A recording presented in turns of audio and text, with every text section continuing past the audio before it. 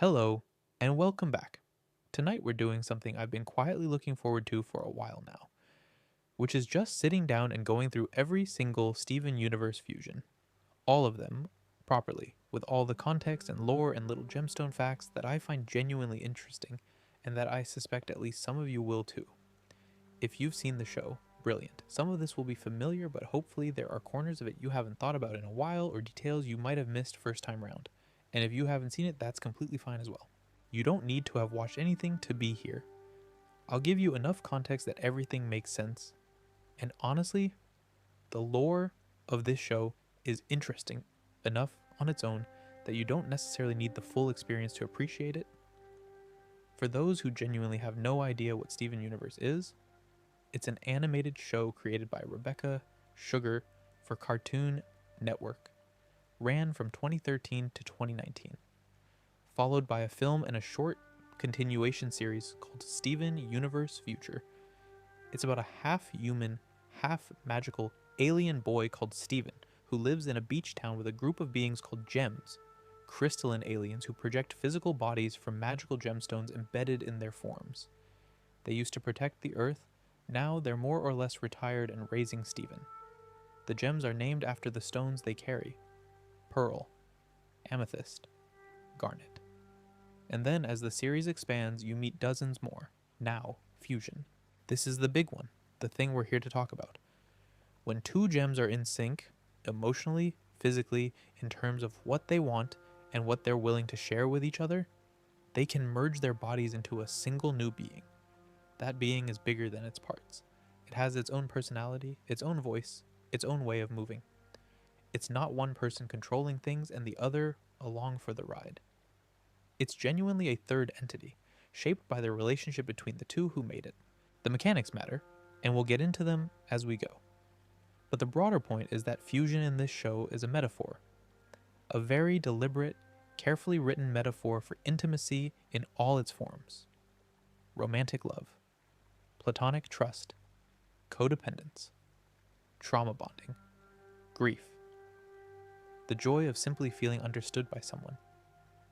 Every fusion in the show is, when you look at it closely, a portrait of a relationship.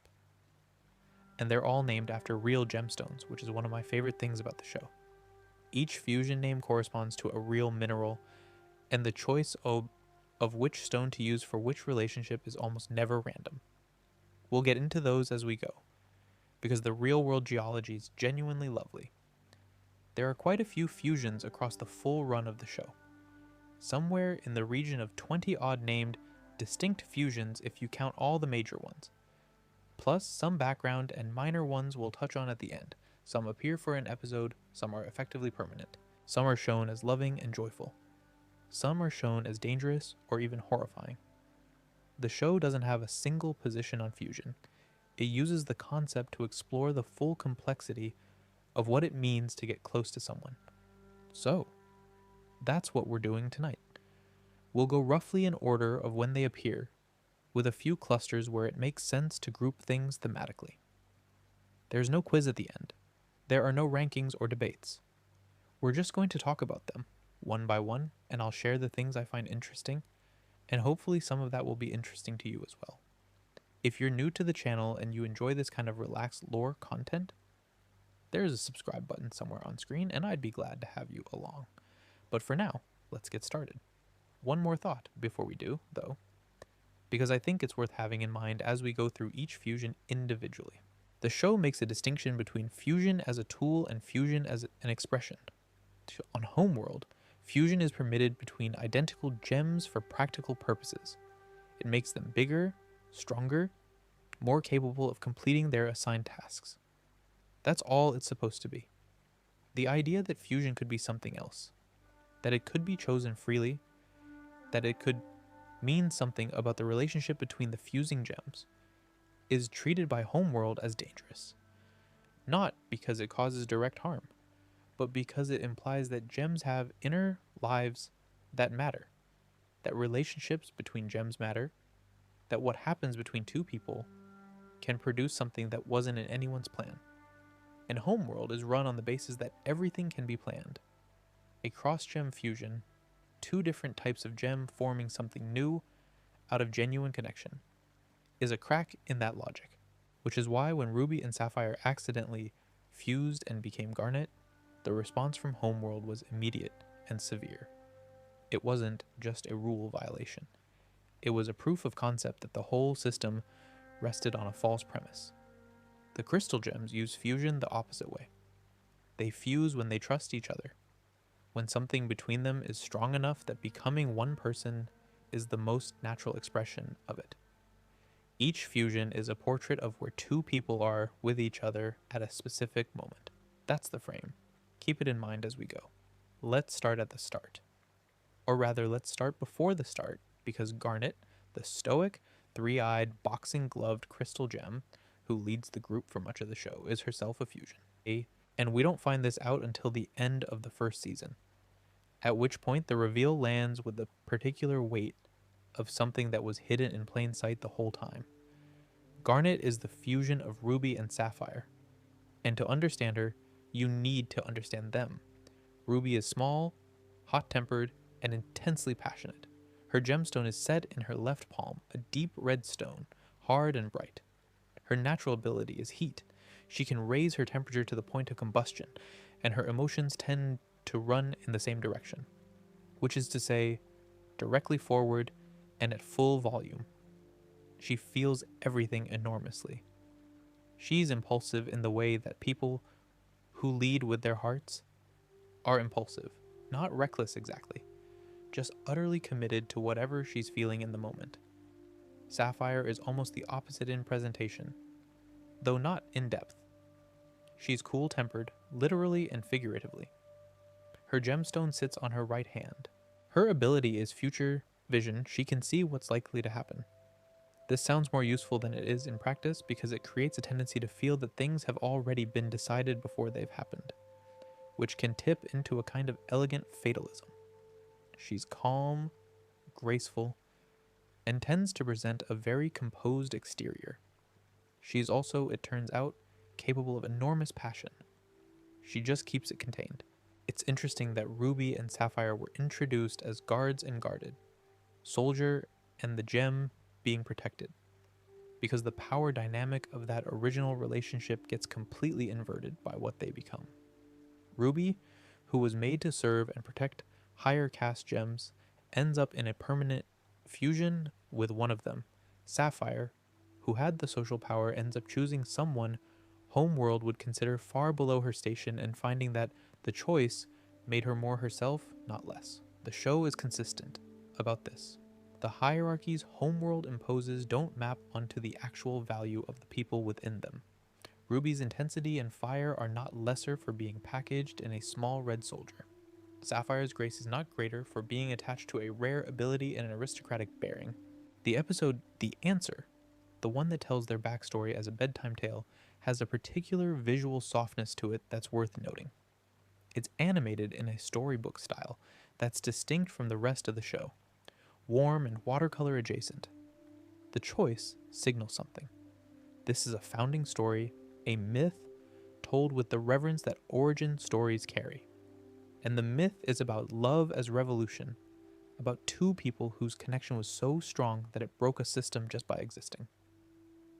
These two met thousands of years ago during an early gem mission on Earth. Without getting too deep into the show's political history, we can save the full Diamond Authority lore for another evening. The situation was this: Sapphire was there with an assignment, accompanied by her Ruby guards, and something went wrong. In a moment of instinct, Ruby threw herself in front of Sapphire to protect her. They made accidental physical contact in a way that caused them to fuse, and the fusion, Garnet, was the first cross-gem, cross-caste fusion in gem history. This was a catastrophic social violation on Homeworld. Different types of gems were not supposed to fuse. Fusion was acceptable between identical gems. Rubies could fuse with rubies for combat purposes, that sort of thing, Chris. But a ruby and a sapphire? Unthinkable. They were made to be dissolved on the spot. Instead, they ran.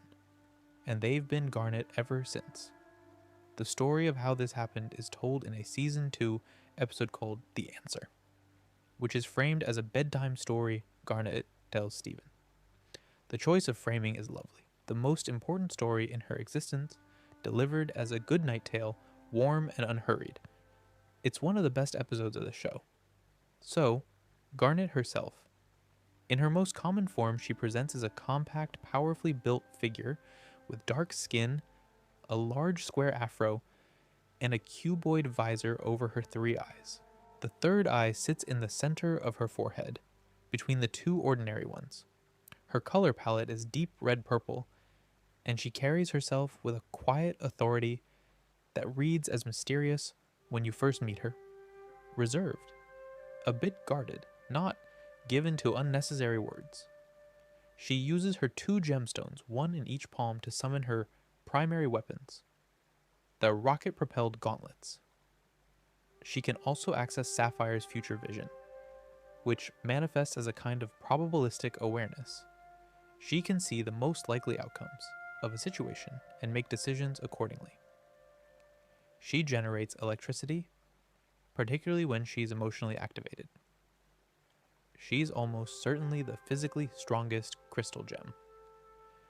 Her personality is the product of Ruby's fire and Sapphire's composure in a specific, interesting balance. She has opinions, strong ones, but she picks her moments.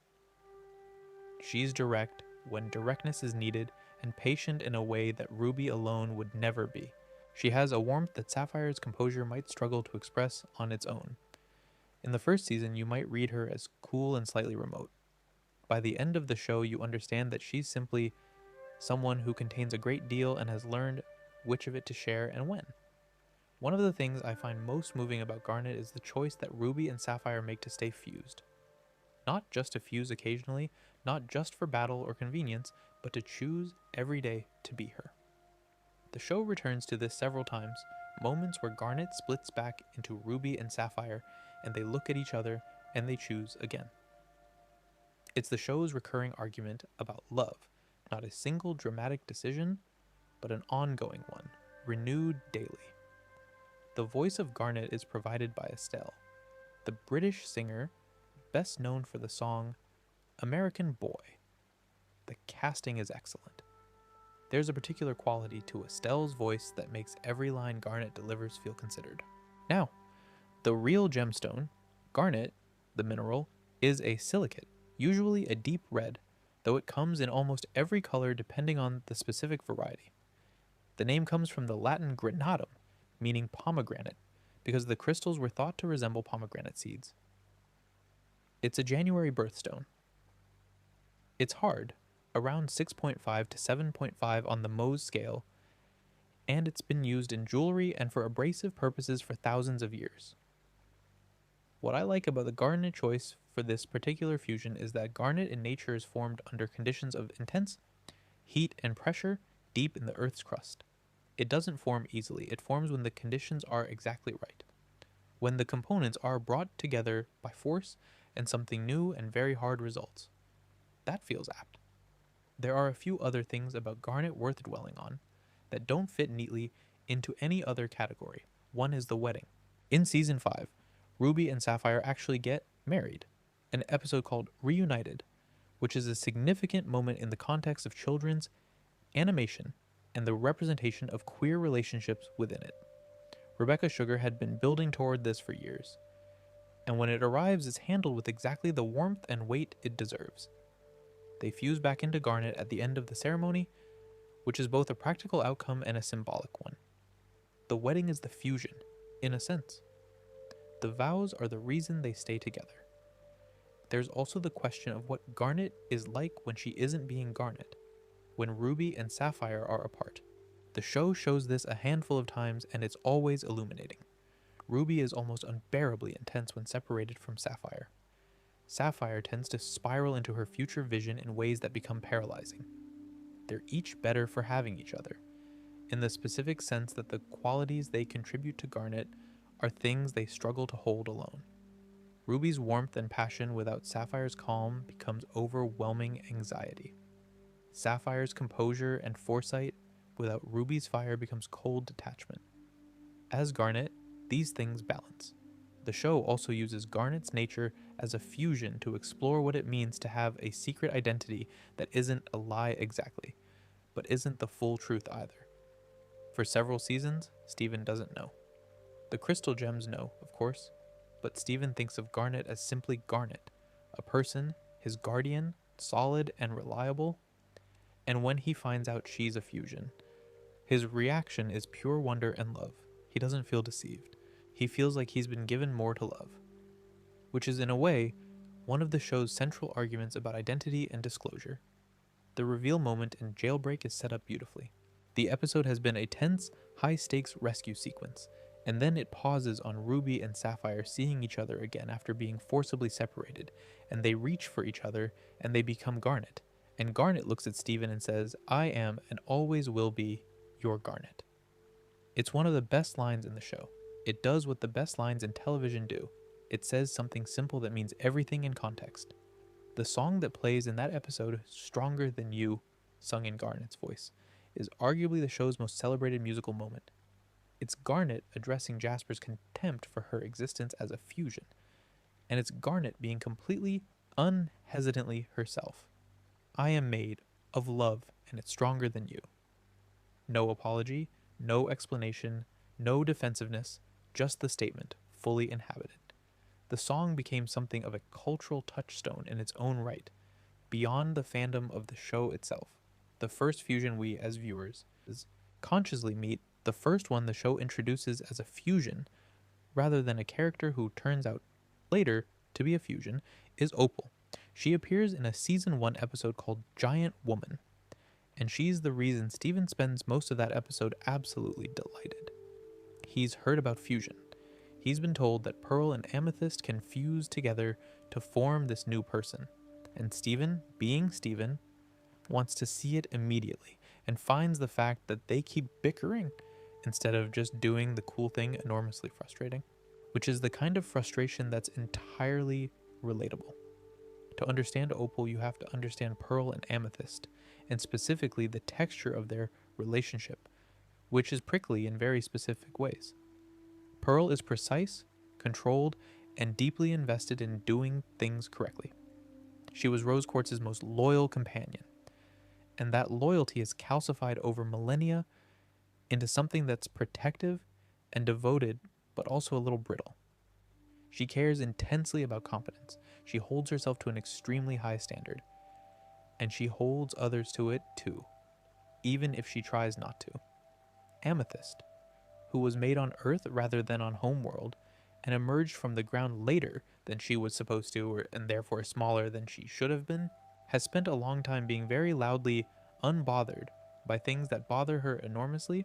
She's chaotic and joyful and funny, and underneath all of that, there's a great deal of unexamined hurt about who she is and where she came from. Pearl's precision makes Amethyst feel judged. Amethyst's chaos makes Pearl feel anxious. They love each other. They drive each other mad. So naturally, the fusion they form is dreamy, distant, and a little forgetful. Opal has 4 arms, Pearl's 2, and Amethyst's 2 combined. And she's tall and willowy in a way that takes largely after Pearl's build. Her skin is pale lavender white. Her hair is long and purple coming from Amethyst's side. She has 3 eyes, though they're almost always half closed, giving her a serene, slightly unmoored quality. Her personality is the averaged out tension between her components. Pearl and Amethyst's friction, when blended together, becomes a kind of floating serenity, as if all that energy has been diffused into something very calm and very gentle, and not especially urgent about anything. She can forget what she was doing in the middle of doing it. She can forget who Steven is, even though both Pearl and Amethyst know him well. She exists in a pleasant haze. Her weapon is an energy bow, a long bow constructed from Pearl's spear as the frame and Amethyst's whip as the bowstring. She fires arrows made of compressed energy. It's graceful and effective, and very much a fusion of her components' styles in a satisfying, literal way. The instability of Opal is the thing the show returns to most often with her. She falls apart, not in a dramatic, catastrophic way like some later fusions, just quietly, whenever the underlying tension between Pearl and Amethyst reasserts itself. One of them will have a feeling the other one disagrees with, or want to do something different, and suddenly there are two people where there was one. It's compared explicitly in the show to Garnet, who is the standard of stability. Ruby and Sapphire are so fundamentally aligned that staying as Garnet is easier than being apart. Opal is the opposite case, two people who are genuinely not naturally in sync, who can achieve something beautiful when they manage it, but who have to work for it. The show treats this with fairness. Neither Pearl nor Amethyst is wrong. Their differences are real. Fusion just makes those differences immediately and literally visible. Voiced by Amy Mann, who is an American singer-songwriter, perhaps best known for the soundtrack to the film Magnolia.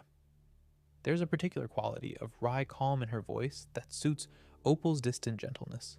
The gemstone. Opal is hydrated silicon dioxide, a mineraloid rather than a true crystal, because it lacks a crystalline structure. What makes Opal extraordinary is the phenomenon of play of color, the way certain opals seem to contain shifting pools of rainbow light inside them. This happens because the stone is made up of tiny spheres of silica, arranged in a regular grid, and when light enters, it diffracts through those spheres and separates into the spectrum. The technical name for this is opalescence, which is just a lovely word. It's also worth noting that opal is associated in the gemstone world with creativity, spontaneity, and emotional expressiveness. Pearl's precision and Amethyst's wild creativity meeting in something that shimmers and shifts. The choice makes sense. One thing I always find interesting about Opal is how the show revisits her across the series and lets the relationship between Pearl and Amethyst quietly improve. In the early seasons, Opal is almost impossible to maintain. By later in the show, there's a moment, casual, unforced, where Amethyst just offers to fuse, Pearl agrees, and they manage it without drama. It's played as a small thing. It's actually the show tracking two characters growing closer over years of shared experience, and it chooses to show that growth through the fusion rather than through a conversation about it. That's something the show does repeatedly and well, using the fusions to show the state of relationships without having to spell it out. You can look at whether two characters are stable as a fusion, how easily they form, how long they hold, and get a precise read on where things stand between them. Opal also has a recurring tendency, every time she reappears, to demonstrate some new aspect of Pearl and Amethyst's growing comfort with each other. She's used sparingly, but each appearance does something specific. The show treats her as a barometer for the relationship rather than a standalone character, which works because she's inherently temporary. She's the state of Pearl and Amethyst right now, not a permanent entity. Right. So now we get to a fusion that goes wrong, or at least goes too far, and the show is very honest about it.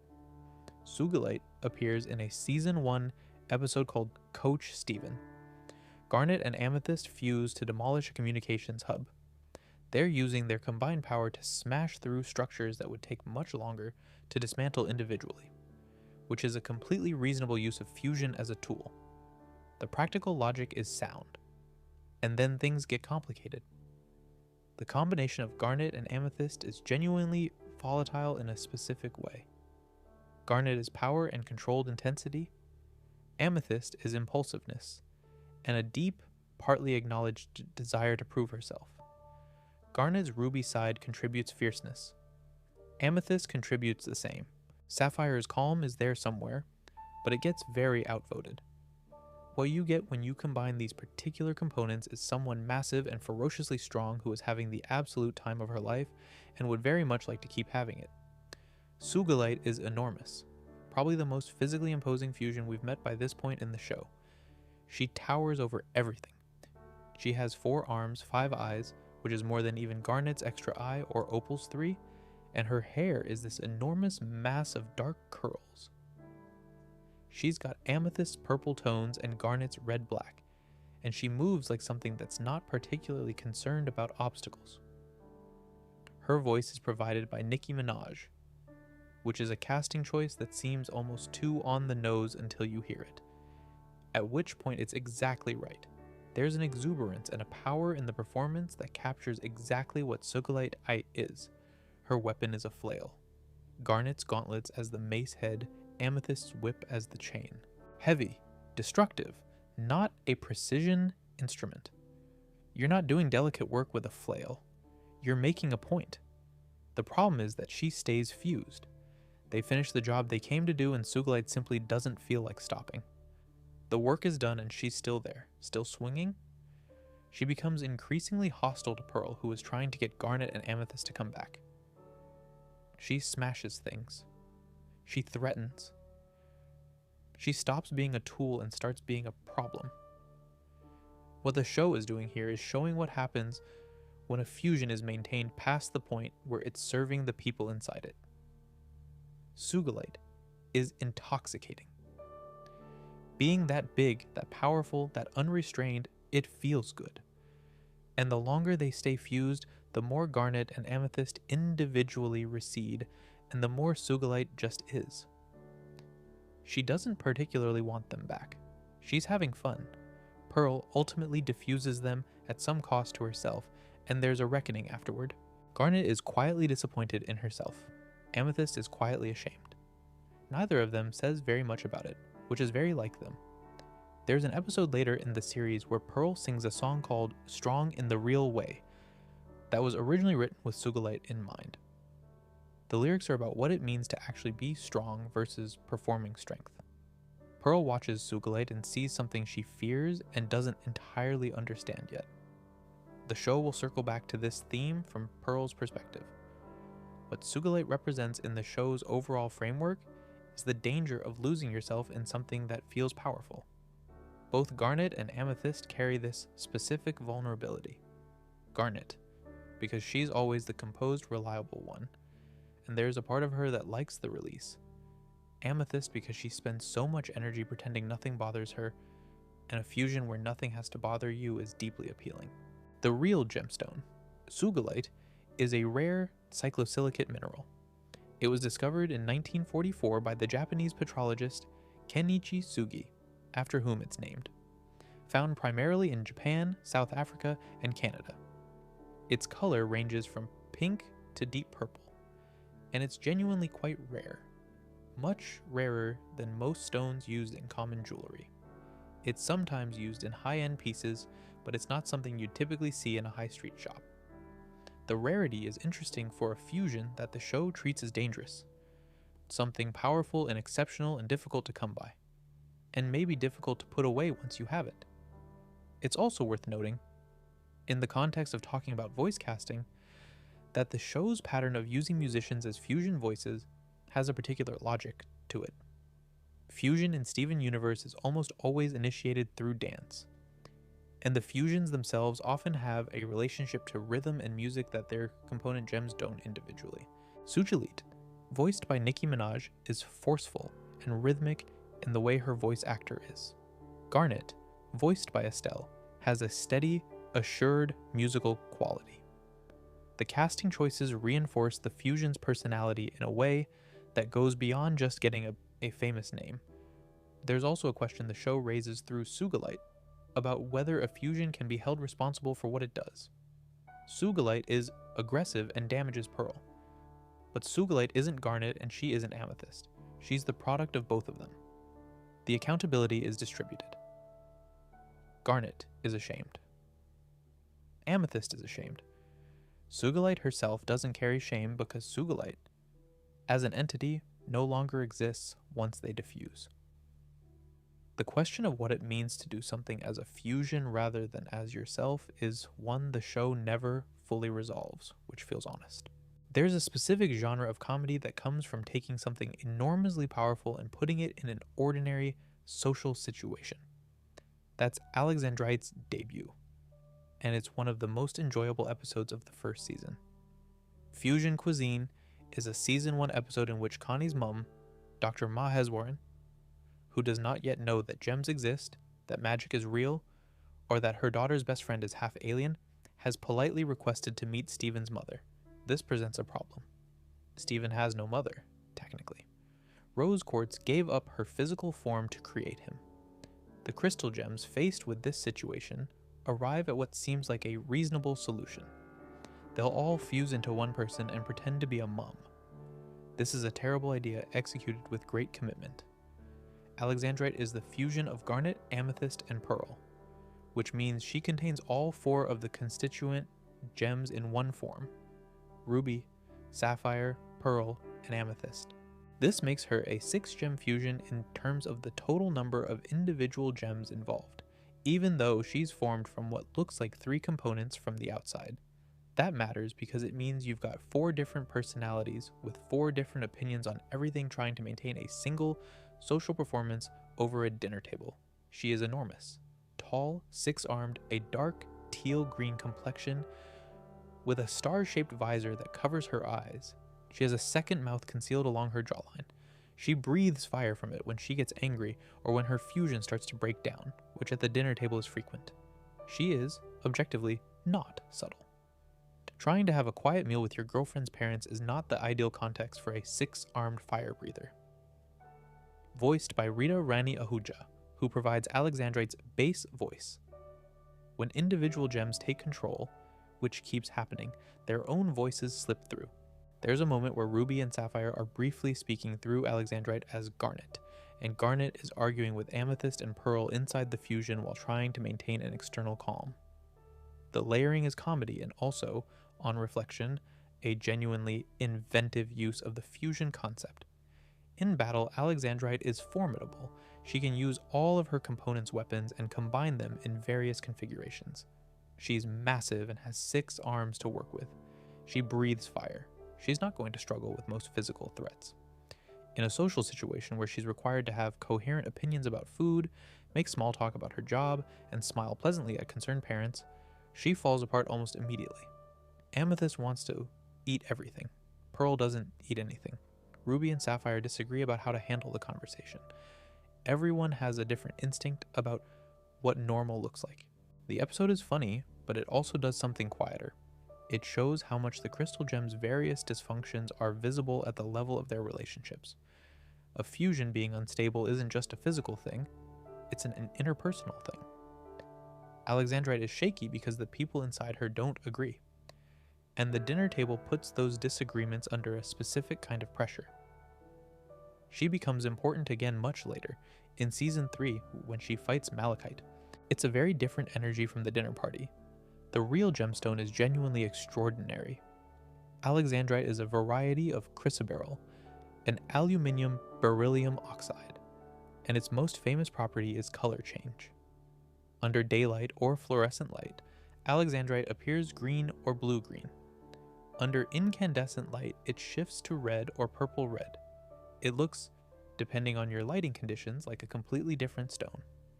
This effect happens because the stone absorbs light in a very specific way that sits right on the boundary between red and green perception in the human eye, and different light sources tip it one way or the other. It was first discovered in 1830 in the Ural Mountains in Russia. The discovery was reportedly made on the birthday of Tsar Alexander II, after whom it was named. High-quality Alexandrite is now rarer than diamonds and correspondingly expensive.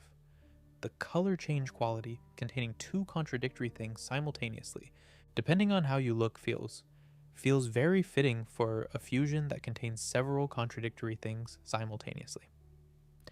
Something else worth mentioning about Alexandrite is her sheer scale in comparison to the other crystal gem fusions. She's explicitly the biggest fusion available to the crystal gems before Obsidian. And the show uses this scale deliberately when she fights Malachite in the Season 3 premiere. 2 enormous, unstable fusions fighting each other is a very different kind of battle than the show usually stages. There's nothing elegant about it. It's raw power against raw power, and the outcome depends on which fusion can hold herself together longer. Alexandrite wins because the crystal gems, despite all their internal friction, care about each other. Malachite falls apart because the hatred keeping her together finally runs out. There's also a funny detail from the supplementary materials. Alexandrite's appearance in the mobile game Attack the Light, where she functions as a combined attack move for the crystal gems. She was useful before she was fully characterized, which is a nice reversal of the usual order of things. One thing the show doesn't explain but implies through her design is that the second fire-breathing mouth only appears when the fusion is breaking down or highly emotionally activated. In the dinner party episode, it shows up when the crystal gems are arguing with each other so hard that the argument becomes literally visible on Alexandrite's face, a jaw extending from another jaw. It's one of the show's best pieces of visual storytelling. Stevonnie is, I'd argue, the most quietly significant fusion in the show in terms of what it represents both within the story and outside it. They appear for the first time and alone together, near the end of Season 1. Steven and Connie are at a beach party, dancing together. They are easy and comfortable with each other in the way that very good friends who also care about each other tend to be. And then, without planning it, without a formal fusion dance or any of the usual mechanics, they just fuse. Because they're that in sync. Garnet describes this as perfect, an accidental fusion that happens because the connection between two people is so easy and so genuine that it bypasses all the usual effort. In terms of the show's internal lore, this is unprecedented. Humans cannot fuse with gems, they don't have a gemstone, they don't have the light projection mechanics. Stevonnie is only possible because Steven is half human and half gem, which means he can bridge both worlds. He's fused with gems before and since, and he's fused with his human father. But Stevonnie was first, and it changed what anyone understood to be possible. Their appearance is humanoid in a way that most fusions aren't. No extra arms, no extra eyes, no second mouth. They look like a tall, beautiful teenager of indeterminate gender. Long, dark, curly hair, Steven's round face with Connie's sharper features blended in. They grow facial hair relatively quickly, which is apparently just how Steven's biology works. In the show's official materials, Stevonnie is described as both non-binary and intersex, which reflects the fact that they're a person in their own right, not simply a mix of Steven and Connie. Their abilities come largely from Steven's gem side. They can summon a shield, they have Steven's healing capacity, they can float and kick the air to move. Rose's sword appears as a weapon in later episodes, which makes sense. Connie trained with that sword extensively, and that knowledge carries into the fusion. They also appear to have limited access to future vision, perhaps from Steven's connection to Garnet. They can see into past events through dreams, specifically connected to Steven's lineage. What Stevonnie gets used for thematically in the show is expansive. Their first episode deals with the specific strangeness of suddenly inhabiting a body that strangers read as beautiful and adult, and not knowing how to handle the attention. A character called Kevin pursues them with a kind of aggressive flattery that Stevonnie doesn't know what to do with. The show doesn't lecture. It just shows the disorientation of being perceived in a new way, of having a body that communicates something to other people that you didn't intend. It's about puberty, and it's about consent, and it's about the way being in public as a certain kind of person carries certain kinds of weight. Later in the show, Stevonnie ends up on a Homeworld ship, trapped and alone, working through what that experience does to a person, or a fusion. Those episodes are more intense, but even there, the show handles the material carefully. A.J. McCalca voices Stevonnie. She's half of the American pop duo Ali and A.J., which the show was clearly aware of when casting, given that Stevonnie's singing moments are given real musical weight. Stevonnie's voice changing within a scene depending on who was more present in the fusion is one of the show's subtler techniques. A.J. Michalka modulates the performance so that there are moments that read as distinctly Steven and moments that read as distinctly Connie, but always coming from one voice, one body. It's genuinely impressive vocal work, and it matters thematically, because the show's argument about Stevonnie is that they're not two people cohabiting, they're one person who contains two people. The seams should be nearly invisible. The representation dimension of Stevonnie is worth sitting with for a moment, because it was significant at the time of the show's broadcast in a way that's easy to underestimate now. In 2015, a non-binary intersex character appearing in a children's animated series on a major network and being depicted with warmth and specificity rather than as a curiosity or a joke. That was not common. The show made this choice without fanfare, without treating Stevonnie as a special case that required explanation. They're who they are. The other characters adapt to that. The show moves on. The Dove Self-Esteem Project Partnership, the show had produced shorts featuring Stevonnie specifically, which led to them being described in official materials as non-binary and intersex, one of the first times those terms had appeared in materials connected to a major animated franchise. That's a small thing in the grand history of representation, but it's not nothing. There's no real gemstone called Stevonnie, which is one of only a few exceptions to the show's pattern of naming fusions after real minerals. It fits. Stevonnie is unprecedented, something genuinely new.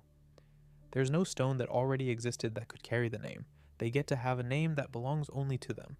Something I think is worth adding here is the specific way Stevonnie moves through the show's later seasons. There's an episode, Lars Head, where Stevonnie is effectively stranded alone in space on a Homeworld ship and has to survive by themselves for an extended period. It's a quieter kind of episode than it sounds, actually.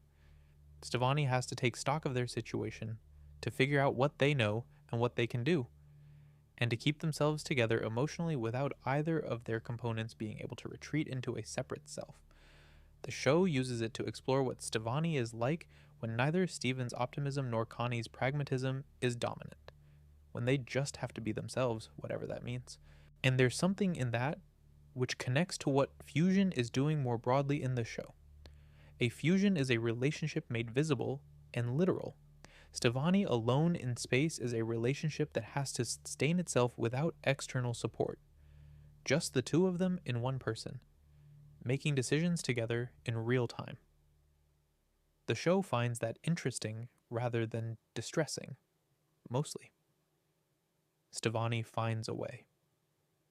The question of whether Stevonnie has their own separate identity, one that's not reducible to Steven or Connie, is answered quietly in those later appearances.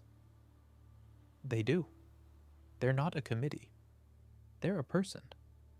This one takes a bit of care to talk about properly, partly because the show itself takes care with it. Malachite appears at the end of Season 1, in the 2-part finale. The short version of events, Jasper, a large, aggressive Homeworld soldier, is defeated by the crystal gems but not before she attempts a last-ditch tactic. She grabs Lapis Lazuli, a gem who has been imprisoned in a mirror for thousands of years and only recently freed, and proposes they fuse. She wants to win. She needs more power. Lapis, to Jasper's genuine surprise, agrees. And then Lapis takes control and drags them both to the bottom of the ocean, and they stay there, locked together, for the better part of 2 seasons. Malachite's appearance is extraordinary in the worst possible way. She's enormous, even larger than Sugilite, with a 4-eyed, centaur-like silhouette. She has 2 normal arms and 4 more arms that function as legs, giving her a body structure that looks deeply wrong, like 2 people pulling in opposite directions and creating something that can't decide what shape it wants to be. She has water wings chained at her back. She is visually a portrait of conflict. And that's exactly what she is. Jasper controls the body. Lapis controls the hydrokinesis, the water powers. They're not cooperating. They're fighting each other constantly inside the fusion. Jasper wants out so she can continue fighting. Lapis refuses to let her go because if Malachite breaks apart, she loses the hold she has over Jasper, the only leverage she's ever had over someone who wronged her. The Season 3 premiere, Super Watermelon Island, is where Malachite is finally broken apart. Alexandrite fights her. Lapis lets go. The fusion ends. And then comes Alone at Sea, which is one of the episodes I think about most when I think about the show's emotional intelligence. Jasper finds Lapis and asks her to fuse again. And Lapis, who was terrified of Malachite, who describes the experience as horrible, also admits that she misses it. That she felt powerful, that there was something about being that big, having that control, that was addictive, in a way she's ashamed of. She tells Jasper no, and she means it. But she doesn't pretend the wanting wasn't real. The show was explicit about the metaphor here. Rebecca Sugar and the writers described Malachite as a depiction of an unhealthy relationship, specifically the kind where both parties are damaged by the dynamic, and neither is entirely a simple victim. Lapis chose the fusion. She had reasons. She also did something harmful to herself and to Jasper in doing it. The story doesn't flatten this into a clean moral. Voiced by both Kimberly Brooks and Jennifer Paz, often simultaneously with their voices layered together, though depending on who's in control, one voice comes through more clearly than the other. The real gemstone. Malachite is a copper carbonate hydroxide mineral, and this is just true, beautiful and poisonous. The vivid banded green of polished malachite is genuinely striking. It's been used decoratively for thousands of years. Ancient Egyptians used it as eyeshadow. It was carved into amulets and ornaments throughout the ancient world. Large panels of malachite were used to decorate the Malachite room in the Winter Palace in St. Petersburg, which is as opulent as it sounds. Malachite dust is toxic. The copper content means that breathing it is genuinely dangerous. You're not supposed to wet grind malachite without a mask. Something that looks extraordinary and will hurt you if you're not careful. As a name for this particular fusion, it's almost too apt. I want to spend a moment on Jasper, actually, because her relationship to fusion across the show is one of the more complicated character threads, and malachite is the center of it. Jasper is introduced as someone who treats fusion purely instrumentally. It's a tactic, a means of gaining power. She finds the crystal gems' attachments to their fusions baffling and a little contemptible. And yet Jasper herself becomes defined by a fusion she initiated for tactical reasons and couldn't let go of, for reasons that are never entirely tactical. There's a reading of Jasper's desire to refuse malachite that is about more than strategy. After the diffusion, when she returns to Lapis and asks her to fuse again, she uses the language of wanting, not needing, wanting. She found something in malachite that she hadn't found elsewhere, and the show is deliberately unclear about what that something was. Not healthy. Not what she says it is. But real. In the way things you shouldn't want are still real. The show eventually gives Jasper a resolution of sorts in Steven Universe Future, the short continuation series, where she and Steven have a confrontation that's also a reckoning. It doesn't fix everything, but it's something. And throughout all of it, the shadow of malachite is there, the most significant relationship Jasper has ever had with anyone, the one she least knew what to do with. Lapis, for her part, spends significant time after the diffusion figuring out who she is without malachite, which is its own kind of story. She's been trapped twice, first in the mirror, then in the fusion. And the question of what she wants to be, now that she's free, is one the show takes seriously, without always answering cleanly. What the show does with Lapis after malachite is unusual by the standards of how animated series typically handle characters in her situation. She doesn't have a clean redemption arc that brings her fully into the crystal gem fold. She keeps her ambivalence. She helps sometimes and retreats sometimes. She forms a friendship with Perida, another gem who came to Earth as an antagonist and gradually changed. That becomes one of the show's warmest, unexpected pairings. Two socially difficult gems who find each other genuinely bearable, but she never fully resolves the question of whether she belongs. There's an episode in Season 5, Raising the Barn, where Lapis makes a decision that's controversial among fans. She leaves when staying would mean facing the approaching threat. The show doesn't entirely vindicate her or condemn her. It just shows that she made a choice shaped by her history, and that her history includes 2 imprisonments, and that sometimes people who've been trapped enough times make choices that are less about what's right than about never being trapped again. Understanding that doesn't have to mean approving it. Malachite casts a long shadow because Lapis casts a long shadow.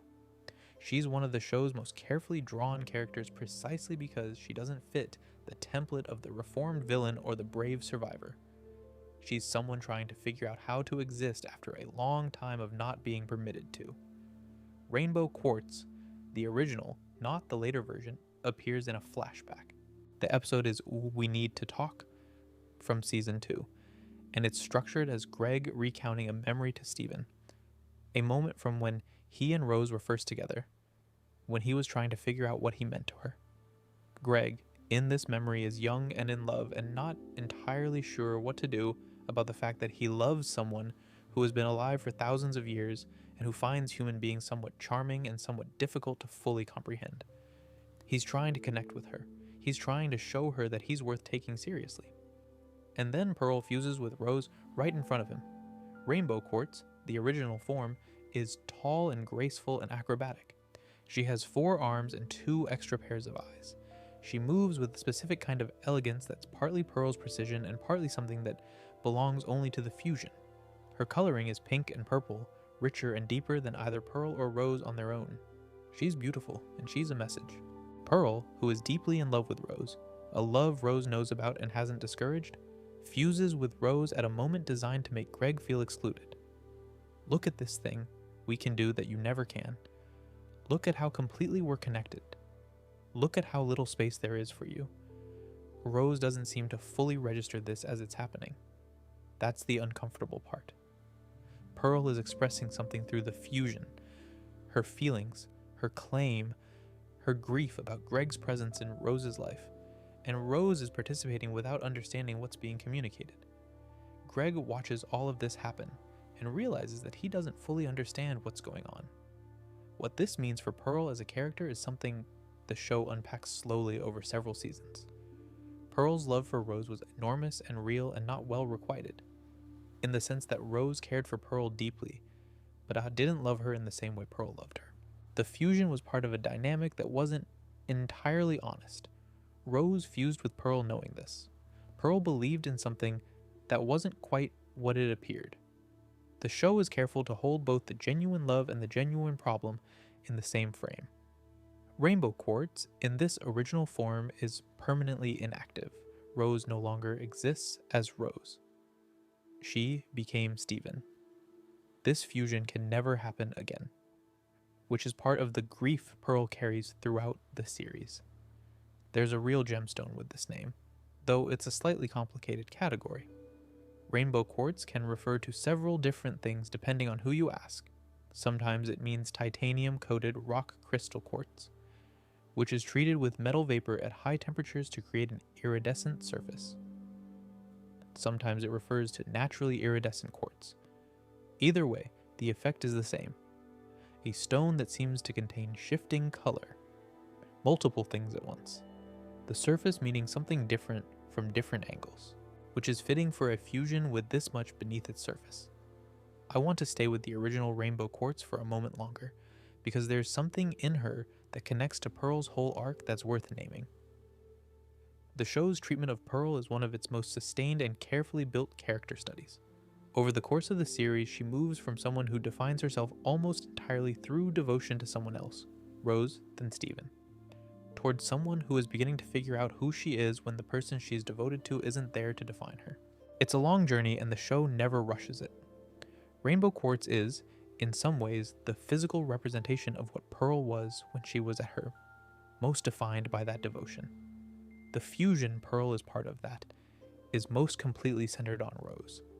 And the specific thing the show does with the flashback episode is refuse to be entirely critical of Pearl for it.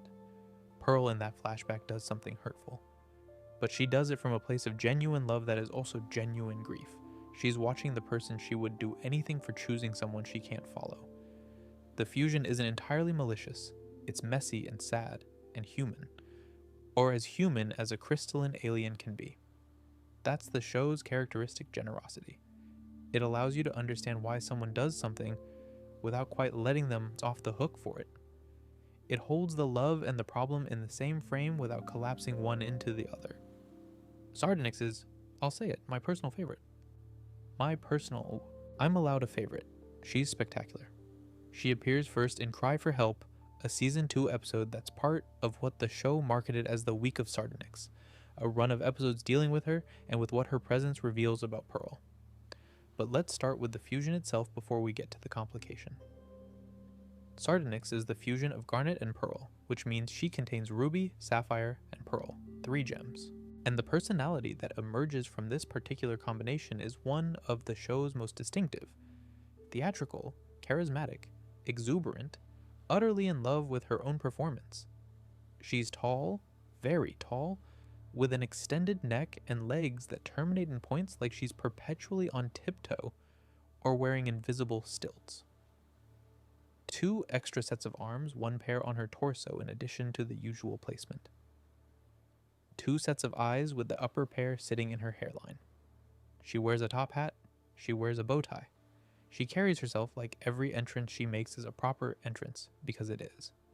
Her weapon is a warhammer. Pearl's spear forms the handle. Garnet's gauntlets form the head. She wields it with a showman's flair, using it as much for the gesture as for the impact. She loves the gesture. She loves the impact too, to be fair, but she'd be sad if no one was watching. Voiced by Alexia Kadim, who played Elphaba in Wicked on the West End, which tells you everything you need to know about the Register. Sardonyx speaks in complete sentences with emphasis and timing.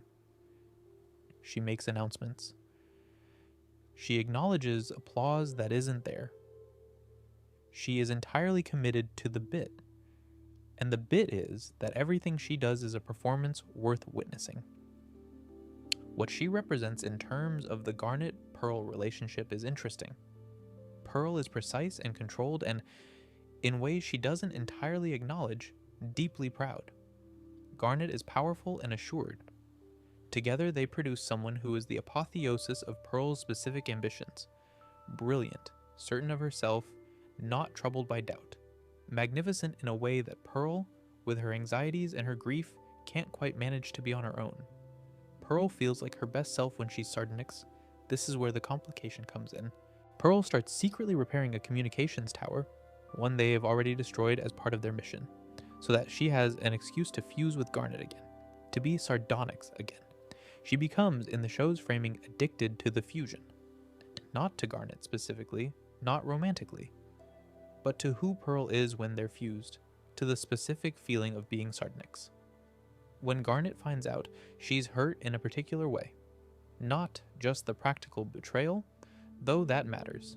What Pearl did was use fusion, which is, in the show's terms, an act of profound trust and intimacy as a means to an end. She turned something sacred into a tool.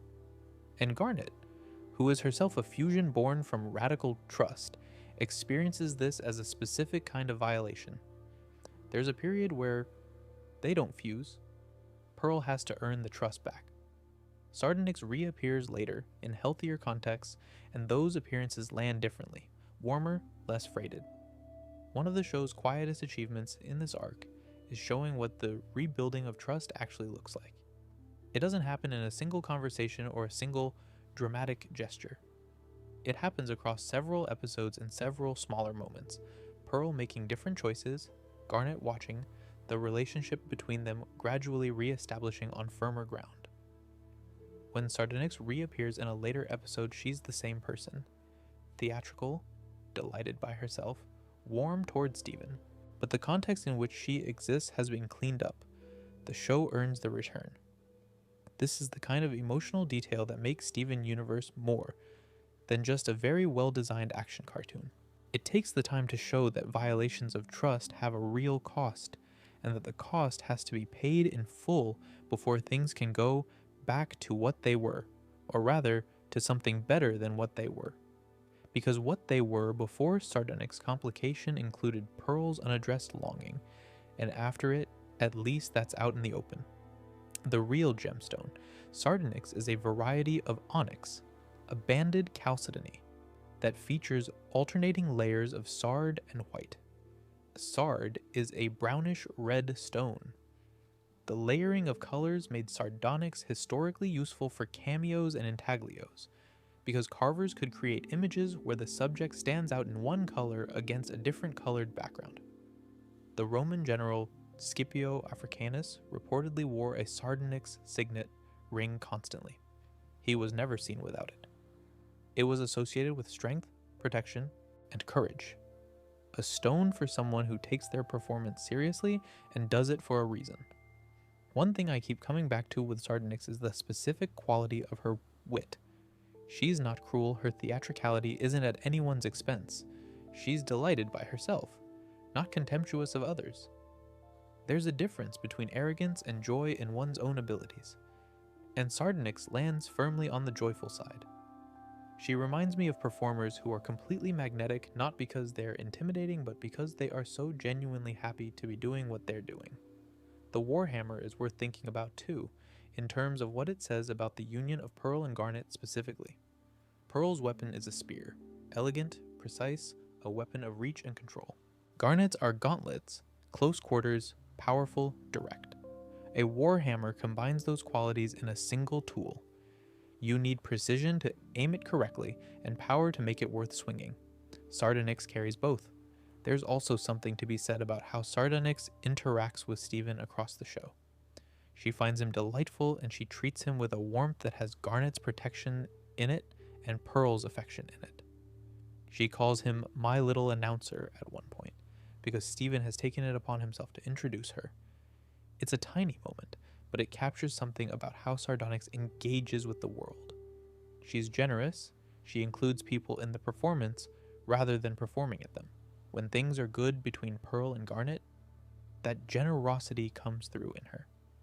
Smoky Quartz is one of those fusions where the emotional logic of when they appear is just as important as what they are. Maybe more so. They show up in Earthlings, a Season 3 episode. The context: Steven and Amethyst are facing a corrupted Jasper, a Jasper who is fused with a corrupted gem and lost herself in the process. It's a dark moment. Both Steven and Amethyst are struggling. Neither of them feels like they're enough.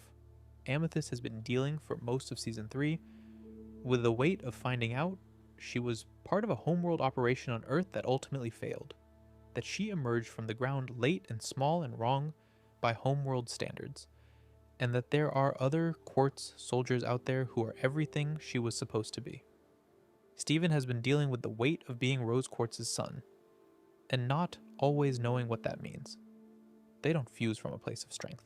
They fuse from a place of, maybe together we're both something, which is, honestly, as a description of why people find their people, quite moving. Smoky Quartz is warm and round and comfortable looking. Brown-toned, with 3 arms, 2 regular ones, and a third extending from the left elbow. They move with an easiness that neither Steven nor Amethyst quite has on their own. They have Steven's star shirt visible on them. They look like someone who has made their peace with themselves, which is an interesting thing to achieve when you're made of 2 people who haven't. Their personality is playful and a little self-deprecating. They make jokes under pressure. They're not precious about themselves. Compared to some of the grander fusions, Smoky is almost comically unimpressed by their own existence. There's a moment early in their first appearance where they sort of shrug at themselves and get on with it, and it's one of my favorite character introductions in the show. Their weapon is a yo-yo made from Steven's shield and Amethyst's whip. Technically not the most intimidating weapon ever wielded by a crystal gem fusion, but Smoky uses it with genuine creativity. At high spin speeds, the yo-yo generates significant wind pressure. It can be used as a drill. The show is clearly enjoying the contrast between the weapon's toy-like quality and its actual effectiveness. Voiced by Natasha Lyonne, who is an actor rather than a musician, departing from the show's usual pattern of casting musicians as fusion voice actors. The wry warmth she brings to it is exactly right. Smoky sounds like someone who would describe their own remarkable qualities in a voice that implies they find the whole thing a bit much. What Smoky Quartz represents in the show's emotional architecture is the idea that you don't have to be the best version of something to have worth. That 2 people who feel inadequate, who feel like they failed some standard, can find something real and solid together that neither of them was managing alone. The show doesn't make this triumphant in a loud way. Smoky just exists, comfortable in their 3-arm body, and gets on with things. The real gemstone. Smoky Quartz is a brown to black variety of quartz, and the color comes from irradiation, natural background radiation in the ground, over long geological timescales, freeze silicon atoms within the crystal structure, creating color centers that absorb light in the yellow-red range. The process is slow, and the result is subtle. A darkening, a warming, a grounding. Scotland has significant deposits and calls the local variety Cairngorm, after the mountain range. It's the national gem of Scotland, which I find quietly pleasing. Smoky Quartz returns in Season 5, during an arc where Steven and Amethyst are once again struggling with related but slightly different versions of self-doubt, Steven carrying increasingly heavy weight from revelations about his mother's history, Amethyst navigating what it means to fully accept where she came from. They fuse again, and Smoky is still Smoky. Easy, self-deprecating, not particularly impressed by their own existence. There's a continuity there that the show honors. Smoky isn't a breakthrough. They're a place to rest for a moment. A reminder that these two are better together than apart. A temporary relief from the weight of being an individual with an individual's particular anxieties. The yo-yo is also, I think, the show making a quiet argument about what Steven and Amethyst's aesthetic sensibility looks like when merged. Steven is shields and stars and warm colors. Amethyst is whips and purple and feral energy. Combine those and you get a spinning toy that generates wind at scale and can be used as a drill. Something domestic and childlike, made enormous and genuinely dangerous. That's very them. Steven Universe Future eventually gives both Steven and Amethyst individual arcs that require them to deal with the things they've been avoiding. Smoky Quartz doesn't fix those things. But every time they fuse, the show is reminding you that the path through the harder stuff isn't solitary. There are people who will carry some of it with you. At this point in the show, Season 5, we go to Homeworld for the first time and we meet the Off-Colors. The Off-Colors are a group of gems living in hiding in an abandoned facility. They're defined by not fitting Homeworld specifications. Fusions that crossed caste lines, gems that emerged with unusual properties, gems that were simply different from what they were supposed to be. In Homeworld society, these things are defects. These gems would be shattered, destroyed, if they were found, so they hide. Rhodonite is a cross-caste fusion, which is exactly the kind of thing Homeworld finds most threatening. A ruby and a pearl fused together. Rubies are soldiers, lowest tier. Pearls are accessories, assigned to higher caste gems as companions and servants. There is no context in Homeworld society in which a ruby and a pearl belong together, let alone fused. She's relatively small. Both her components are small. Her coloring is pink and red, the blend of their two gem colors. She has 4 arms and 2 pairs of eyes, one in the normal position, and a second pair higher up in her hairline. She holds herself carefully, anxiously, like someone who has spent a very long time expecting to be told off. There's a watchfulness to her posture that comes from years of hiding. Her personality is nervous and caring in roughly equal measure. She worries. She looks after the others. She's protective of the group in a way that reads as maternal, though she'd probably be embarrassed if you pointed this out. Underneath the anxiety, there's a real warmth. Someone who has survived something by looking after the people around her and finding that it works. She's in a relationship with Fluorite. The 6-gem fusion we'll get to shortly. The show handles this, as it handles all its queer content, with complete matter-of-factness. It's simply true about them. Rhodonite and Fluorite are together, and this is mentioned as naturally as any other detail about the characters. What Rhodonite represents in the show's wider argument is the idea that the things Homeworld treats as defects are often the most interesting, most alive things in the world. The off-colors are defined by what they're supposed to be ashamed of, and they've built a community out of it. The real gemstone, Rhodonite, is a manganese silicate mineral, found in pink to red tones, often with striking black veining from manganese oxide.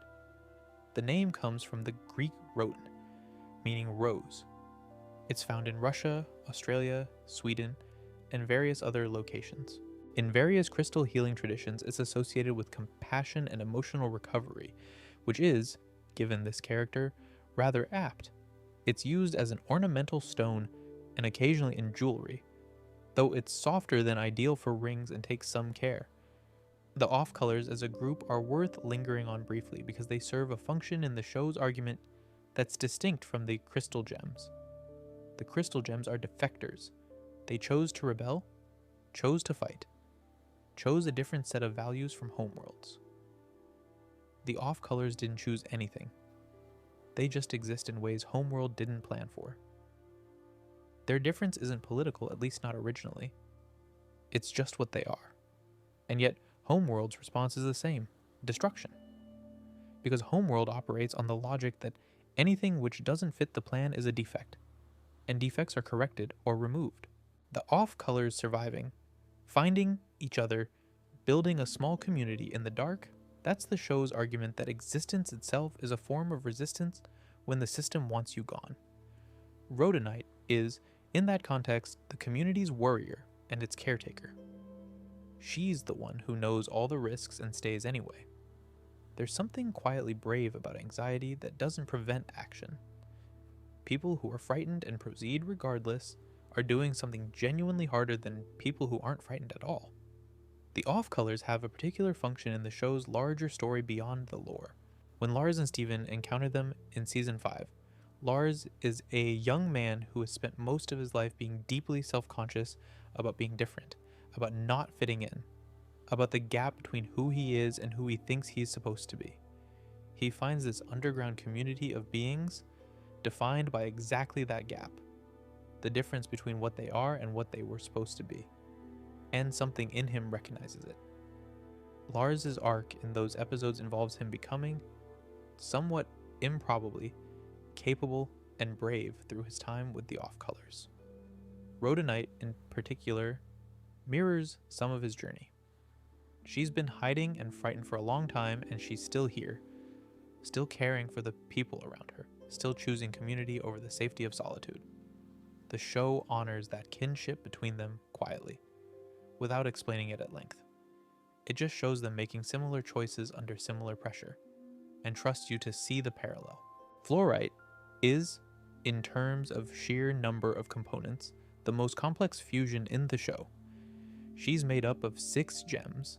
Their individual identities aren't specified in canon, but 6 people chose, at some point, to fuse together and to stay that way. She's enormous, but her size isn't combative in the way Sugilite's is. She's large in the way that old, settled things are large. She's shaped somewhat like a caterpillar, elongated with multiple body segments, many limbs. She moves slowly. She speaks slowly. She finishes her thoughts at her own pace and no other. Her coloring is a deep green, warm at the edges. She has the quality of something ancient, not decrepit, but genuinely old in a way that has settled into wisdom and stillness. She feels like she's been a fusion for long enough that the question of who she was before is somewhat academic. Her personality is serene and thoughtful. She's not rushing anywhere. She considers things carefully before responding. When she does speak, it's worth listening to. Not because she's pronouncing wisdom, but because she's clearly thought about it. 6 perspectives going into every sentence produces a specific kind of care. She's in a relationship with Rhodonite, and the dynamic between them is sweet and complementary. Fluorite's groundedness and Rhodonite's anxiety balance each other in a way that clearly works for both of them. There's a moment in their first episode where Fluorite says something to the effect that fusions like themselves can sometimes forget they were ever anything other than what they are now. She says it without distress, as a simple observation. The show frames this as neither a warning nor a loss, but as a fact about what happens when fusion goes deep enough and lasts long enough. Identity shifts. The fusion becomes the person, and the people inside it become aspects of a history rather than a present. This is philosophically interesting territory that the show opens and then doesn't fully map, deliberately, I think. The question of where individuality ends and fusion begins is one the show poses through characters like Fluorite, and then leaves open, because there probably isn't a clean answer. At what point does a long marriage stop being 2 people who chose each other and start being one life? The show doesn't resolve this. It just shows you Fluorite, slow and warm and sure, and lets you sit with the question. What she makes clear, simply by existing contentedly, is that there are forms of relationship deep enough that the question of separateness doesn't carry the urgency it once did. Well, And the show is honest that this is not inherently something to worry about. Is something the show touches on gently? The idea of a relationship that has had time to settle into itself. The early effortful days of fusion, when you're still figuring out how to be together, when the seams are still showing, have, for Fluorite, happened long ago. Whatever friction there once was has been worn smooth. She's 6 people, who have been one person long enough that the distinction has become comfortable. The show handles this without commentary. There's no scene where someone explains what a 6-person fusion means or how it works. Fluorite simply exists, slow and warm and secure, and the show trusts you to recognize what you're looking at, the real gemstone. Fluorite is calcium fluoride, and it's one of the most visually extraordinary minerals in existence.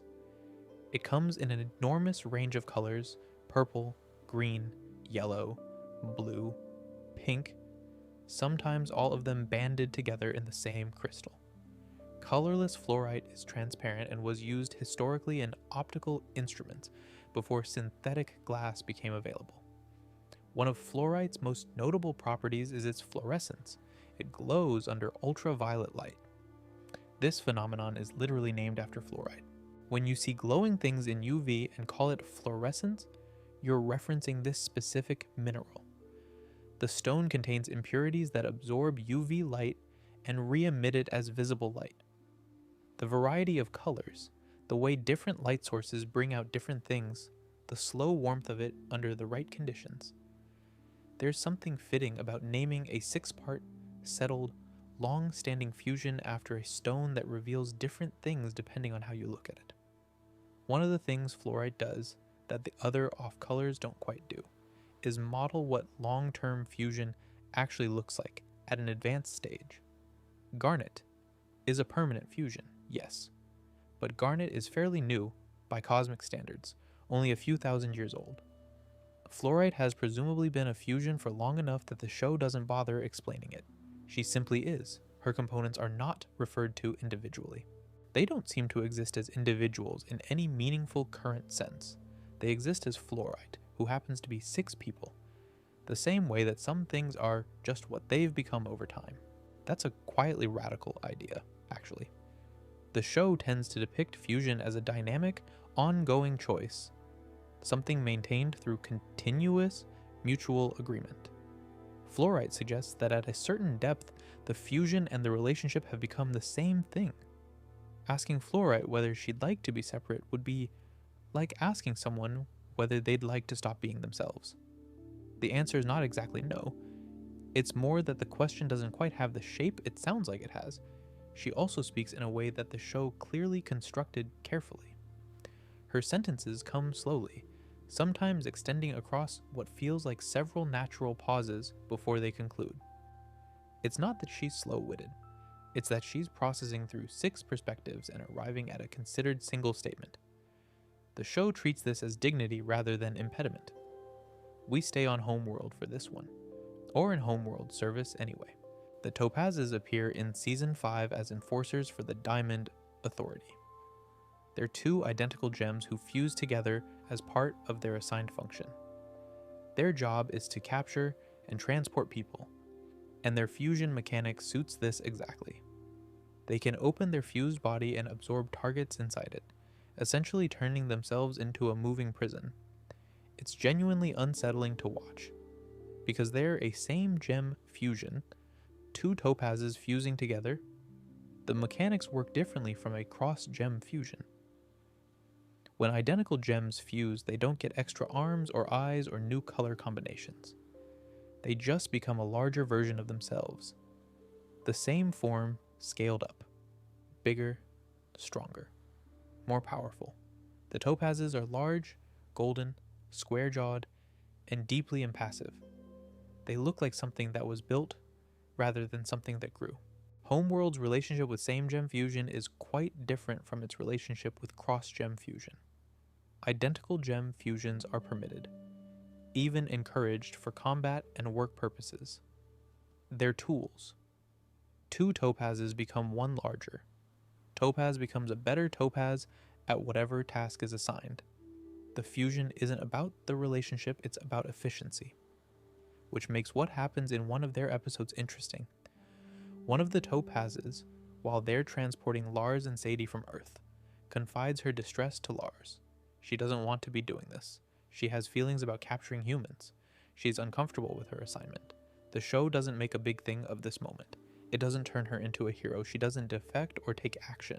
She just has a small, private moment of conscience that gets heard and then continues doing her job.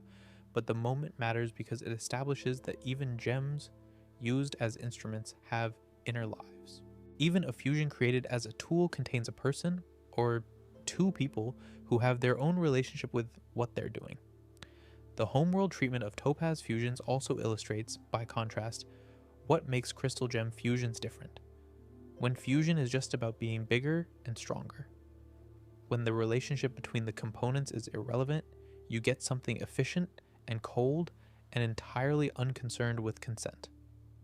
The crystal gems fuse because they trust each other. That's the difference. The real gemstone, Topaz, is a silicate mineral containing aluminium and fluorine. The common varieties are golden yellow, but it comes in a range of colors.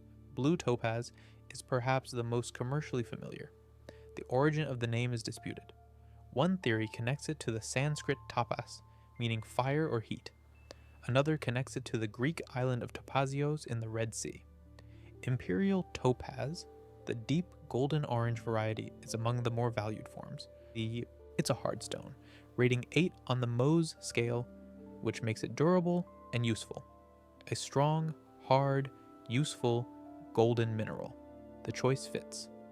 There's something worth adding about what the Topaz characters reveal about Homeworld's broader relationship to gem individuality. On Homeworld, a gem's purpose is what they were made for. A pearl serves, a ruby guards, a topaz enforces.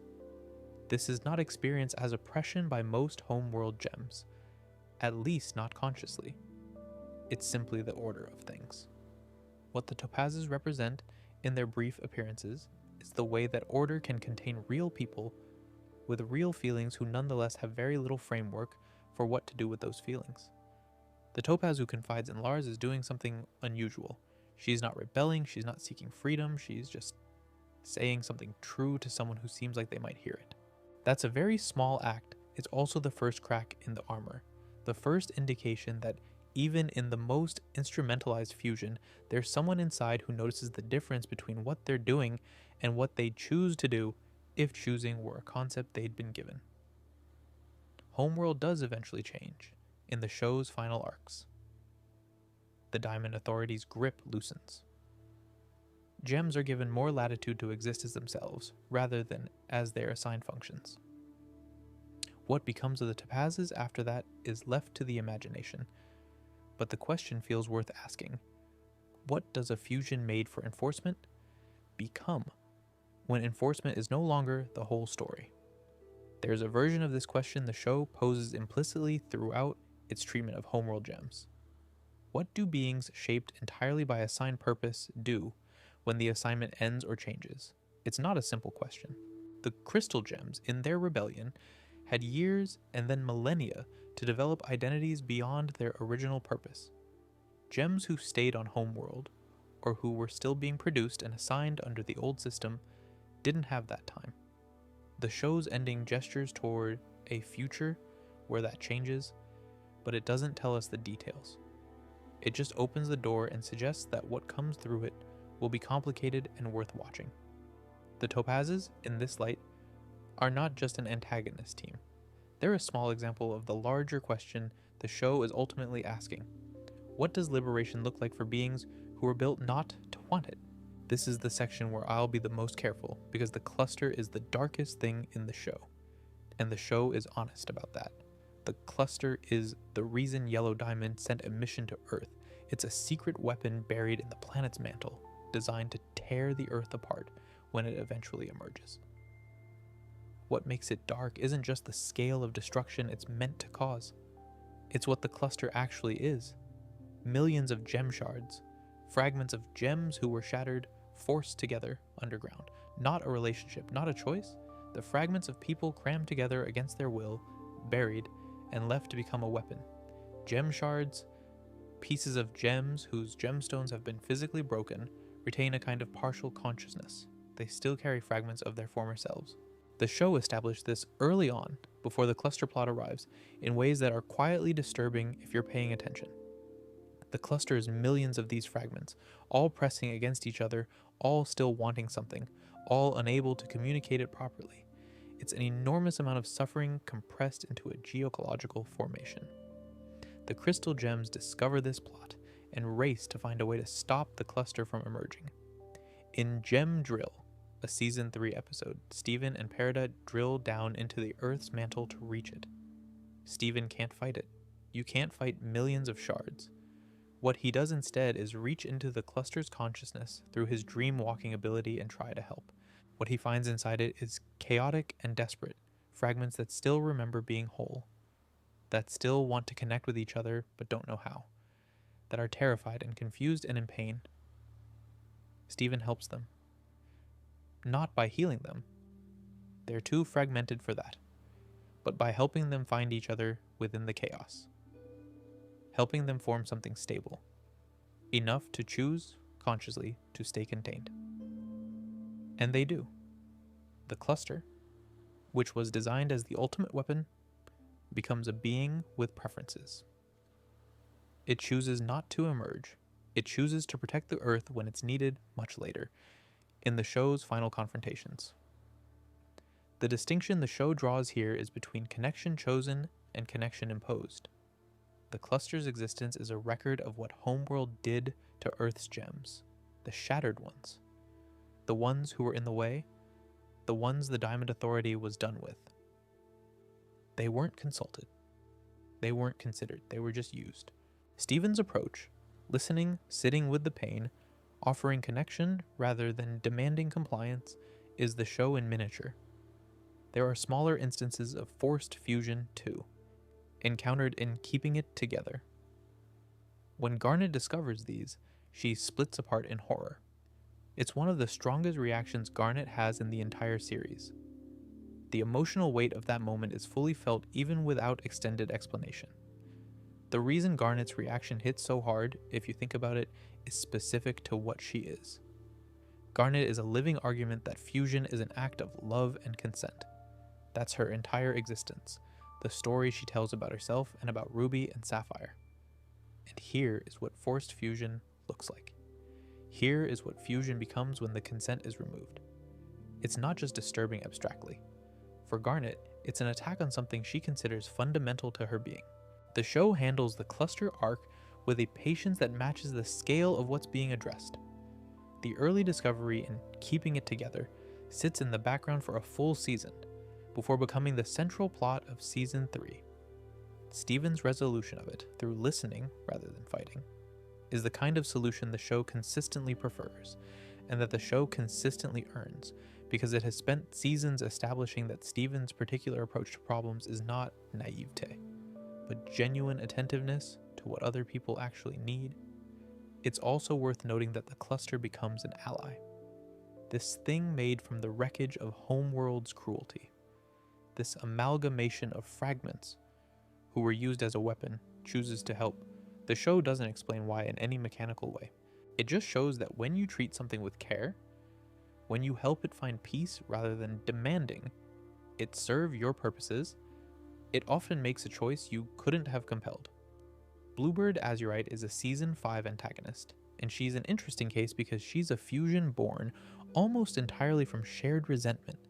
She's a combination of Aquamarine and Eyeball, one of the Homeworld rubies introduced earlier in the show. These two have essentially nothing in common except that they've both been embarrassed by Steven, and they'd both very much like to do something about it. Aquamarine is small, cold, and cruel in a specific aristocratic way. Eyeball is dogged and single-minded and has carried a grudge since Season 3. Their fusion is a project of revenge. She's small. Both components are small, and adding two small people together doesn't produce anyone particularly large.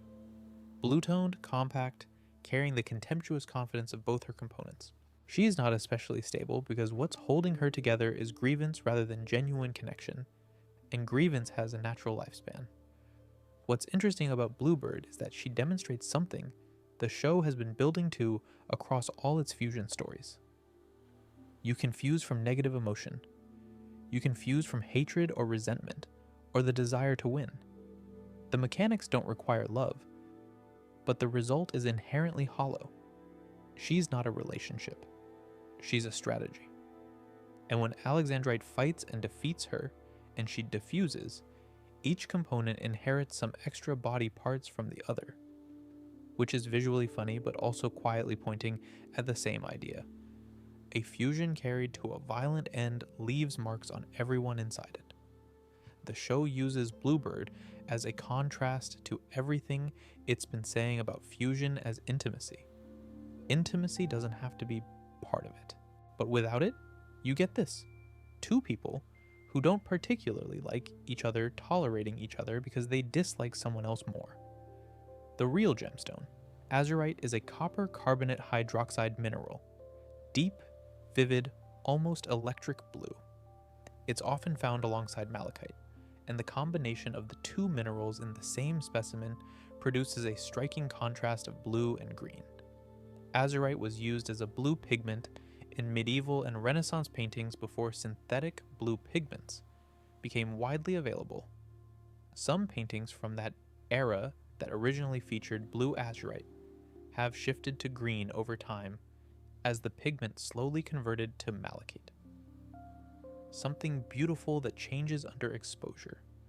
Something that contains its opposite. Bluebird also functions as a useful counterpoint to some of the more triumphant fusion moments in the show. By the time she appears, late in Season 5, we've seen Obsidian, we've seen the emotional weight of what fusion can be. Bluebird arrives as a reminder that the capacity for fusion doesn't automatically make it meaningful. It's a tool. The question is always what you do with it. Aquamarine as a character is worth a brief note because she's one of the more distinctive Homeworld gems in the show. Tiny, winged, unpleasantly confident in her own importance. Her cruelty is aristocratic. She doesn't lose her composure. She just decides that things and people are beneath her. Eyeball, by contrast, is dogged and workmanlike in her grudge-bearing. The fusion they make combines Aquamarine's condescension with Eyeball's persistence and produces something that is somehow both haughty and stubborn simultaneously. Not a flattering combination. There's also a visual detail in Bluebird's design that's easy to miss on a first watch. Her gem placement reflects both of her components' gems in a way that doesn't quite line up symmetrically, which gives her a slightly off-balance quality. The show is good at encoding instability into the designs of its less healthy fusions. Malachite looks structurally impossible. Sugilite is so large she seems like she might tip over. Bluebird looks like she was assembled in a hurry, which is basically true. There's a scene near the end of Change Your Mind, the Season 5 finale, which is genuinely one of the best episodes of the show, where Steven and Pearl need to escape from something, and the most natural solution is to fuse, and they do. And Rainbow Quartz 2.0 exists. The 2.0 is the show being deliberate and a little meta. We already know Rainbow Quartz is the fusion of Pearl and Rose Quartz, and we know what that fusion meant and what Pearl lost when Rose chose to become Steven. This new version is Pearl fusing with Steven, who is half Rose. It's a related thing, not the same thing. A successor, not a replacement. The show is clear about this. 2.0's appearance is elegant and whimsical and slightly Mary Poppins. She's tall, has multiple arms and eyes, and her weapon is a parasol, an umbrella that she can use to fire energy blasts, create protective barriers, float, and slow falls. Her coloring is lavender and soft pink, and she moves with a kind of graceful precision that's unmistakably Pearl's influence filtered through Steven's warmth. Her personality is calm and quietly self-assured in a way that's specific and charming. She's not Sardonyx performing for an audience. She's performing, if anything, for herself, and she finds it delightful. There's a serenity to her that reads as someone who is simply, genuinely fine with who they are. What she means for Pearl is complicated, and the show doesn't over-explain it, which I respect. Fusing with Steven is, in some sense, a way of reaching toward Rose through the person Rose became. Pearl and Steven's relationship across the series is layered. She raised him, she grieved through him, She has complicated feelings about what he represents. The fusion is gentle. It doesn't have the weight of what Pearl and Rose were. It has a different weight. Her voice is provided by Dee Dee Magno Hall, who is also Pearl's regular voice, which is an appropriate choice. 2.0 sounds like Pearl's better days, if that makes sense. Like the version of Pearl who isn't currently in the middle of something difficult. The umbrella as a weapon is a lovely detail. It's useful, it's portable, it's slightly absurd as a weapon, and it provides shelter, all of which feels like it comes from the right place. The name references the same real-world gemstone category as the original. Rainbow quartz in the real world most often refers to titanium-coated quartz crystal that produces an iridescent surface through metal vapor deposition.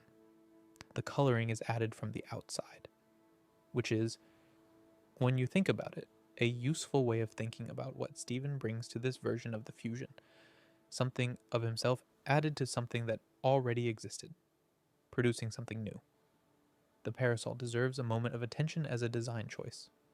Pearl's weapon is a spear, pointed, forward, a weapon of reach. Steven's core tool is his shield, circular, protective, held in front of him. A parasol is both of these things translated into something that also provides shelter. You hold it above you. It covers not just yourself, but whoever stands near you. It's offensive when needed and sheltering when needed, and it has the delicate, slightly impractical beauty of something Pearl would love. Rainbow Quartz 2.0 appears briefly but with real presence, and the show gives her a physical grace that's distinct from any of the other fusions. She moves in a way that suggests lightness, not Opal's dreamy detachment, but genuine ease, like someone who has found the exact right way to inhabit a body. Pearl, across the show's run, is often described as having grace, as moving beautifully. Steven brings warmth and roundness. The combination produces something that's graceful and approachable at once. Neither Pearl's precision nor Steven's softness fully dominant, but both present. There's a Steven Universe Future episode, Growing Pains, where Steven is dealing with the physical and emotional toll of everything that has happened to him, and where his relationship with Pearl is examined under some pressure. He loves her, she loves him. They have a complicated dynamic built on layered grief and mutual devotion. Rainbow Quartz 2.0 is what they are when all of that resolves into something clean and easy. A rare state, worth appreciating when it arrives.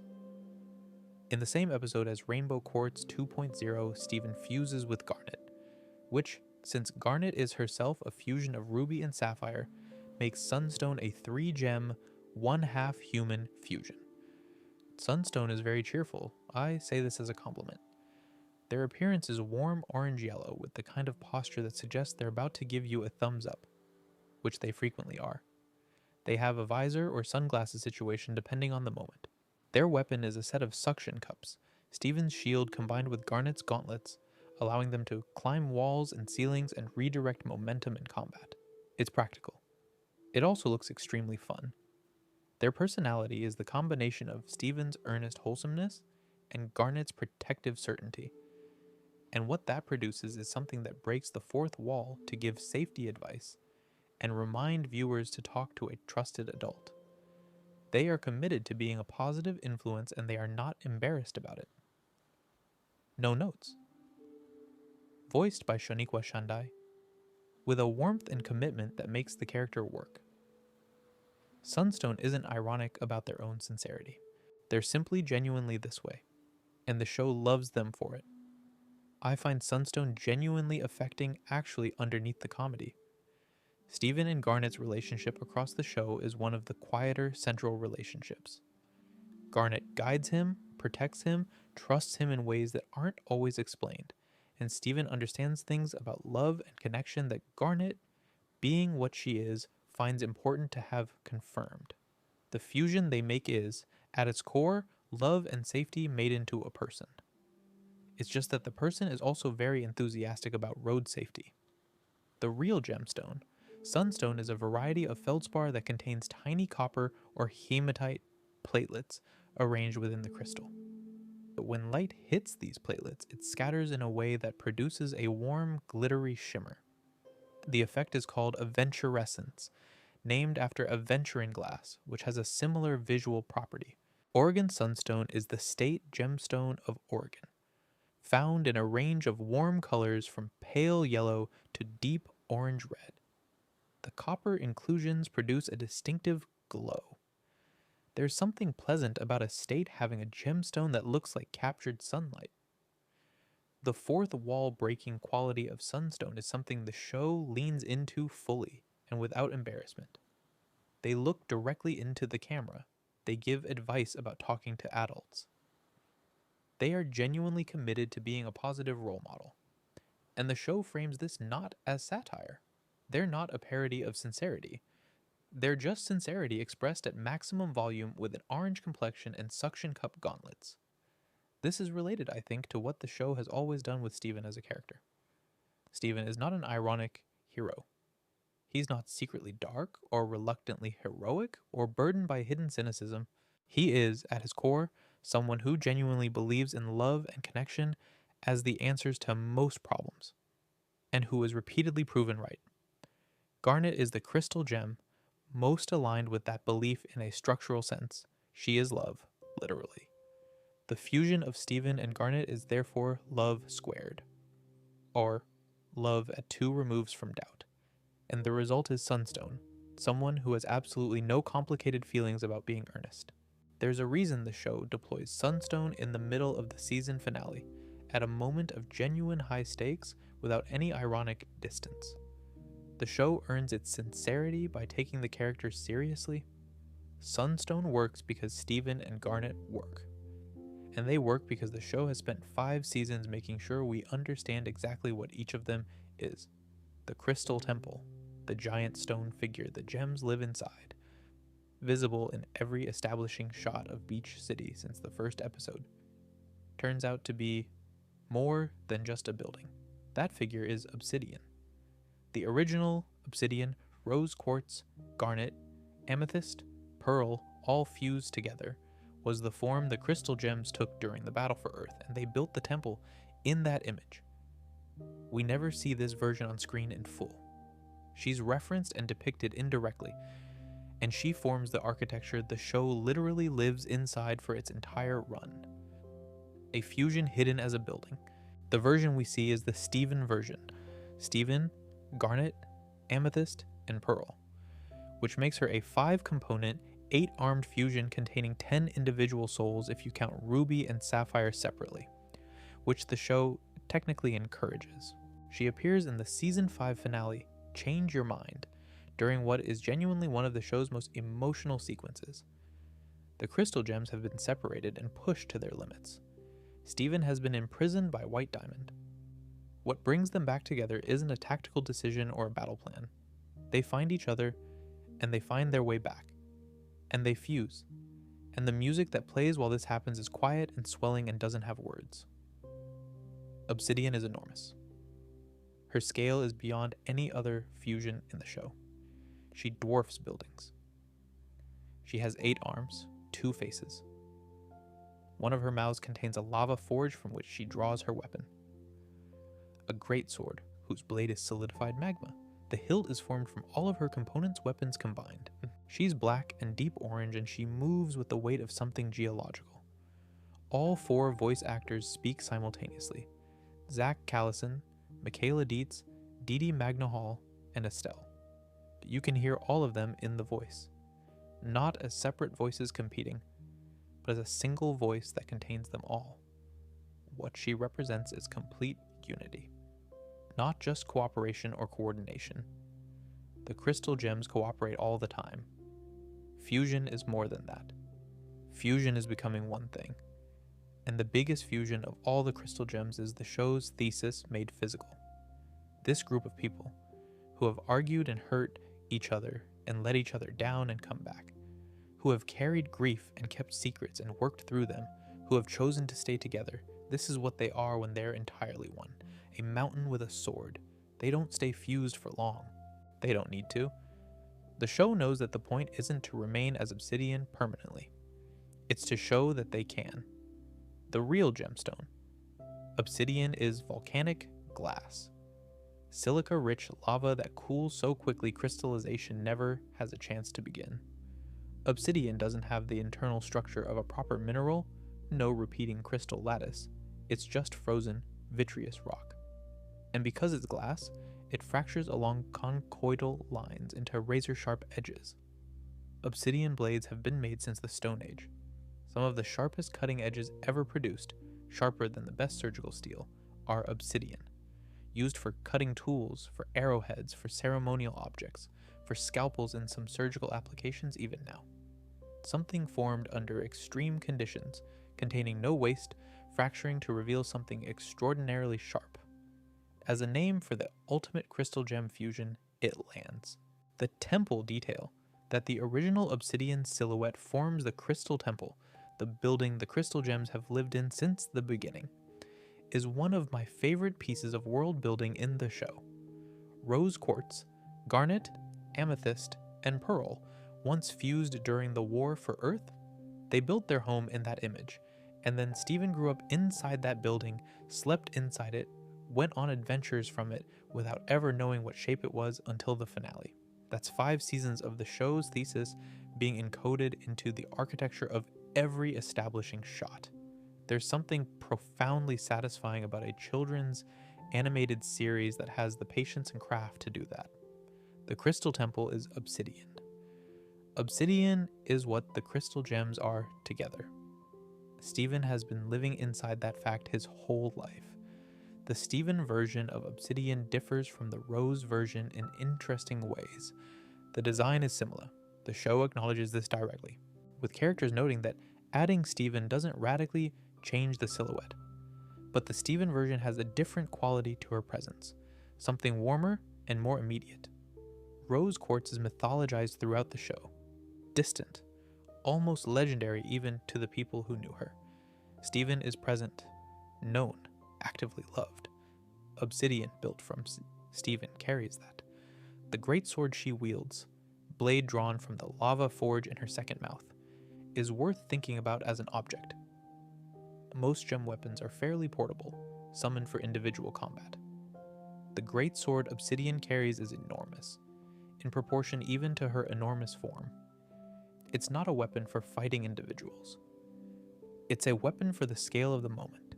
The show understands when to use spectacle. The way the show deploys Obsidian in the finale is worth noting in terms of pacing. She climbs a tower, that's essentially what she does. Climbs a large structure to reach White Diamond. It's not a prolonged battle sequence. It's not a showcase of her full range of abilities.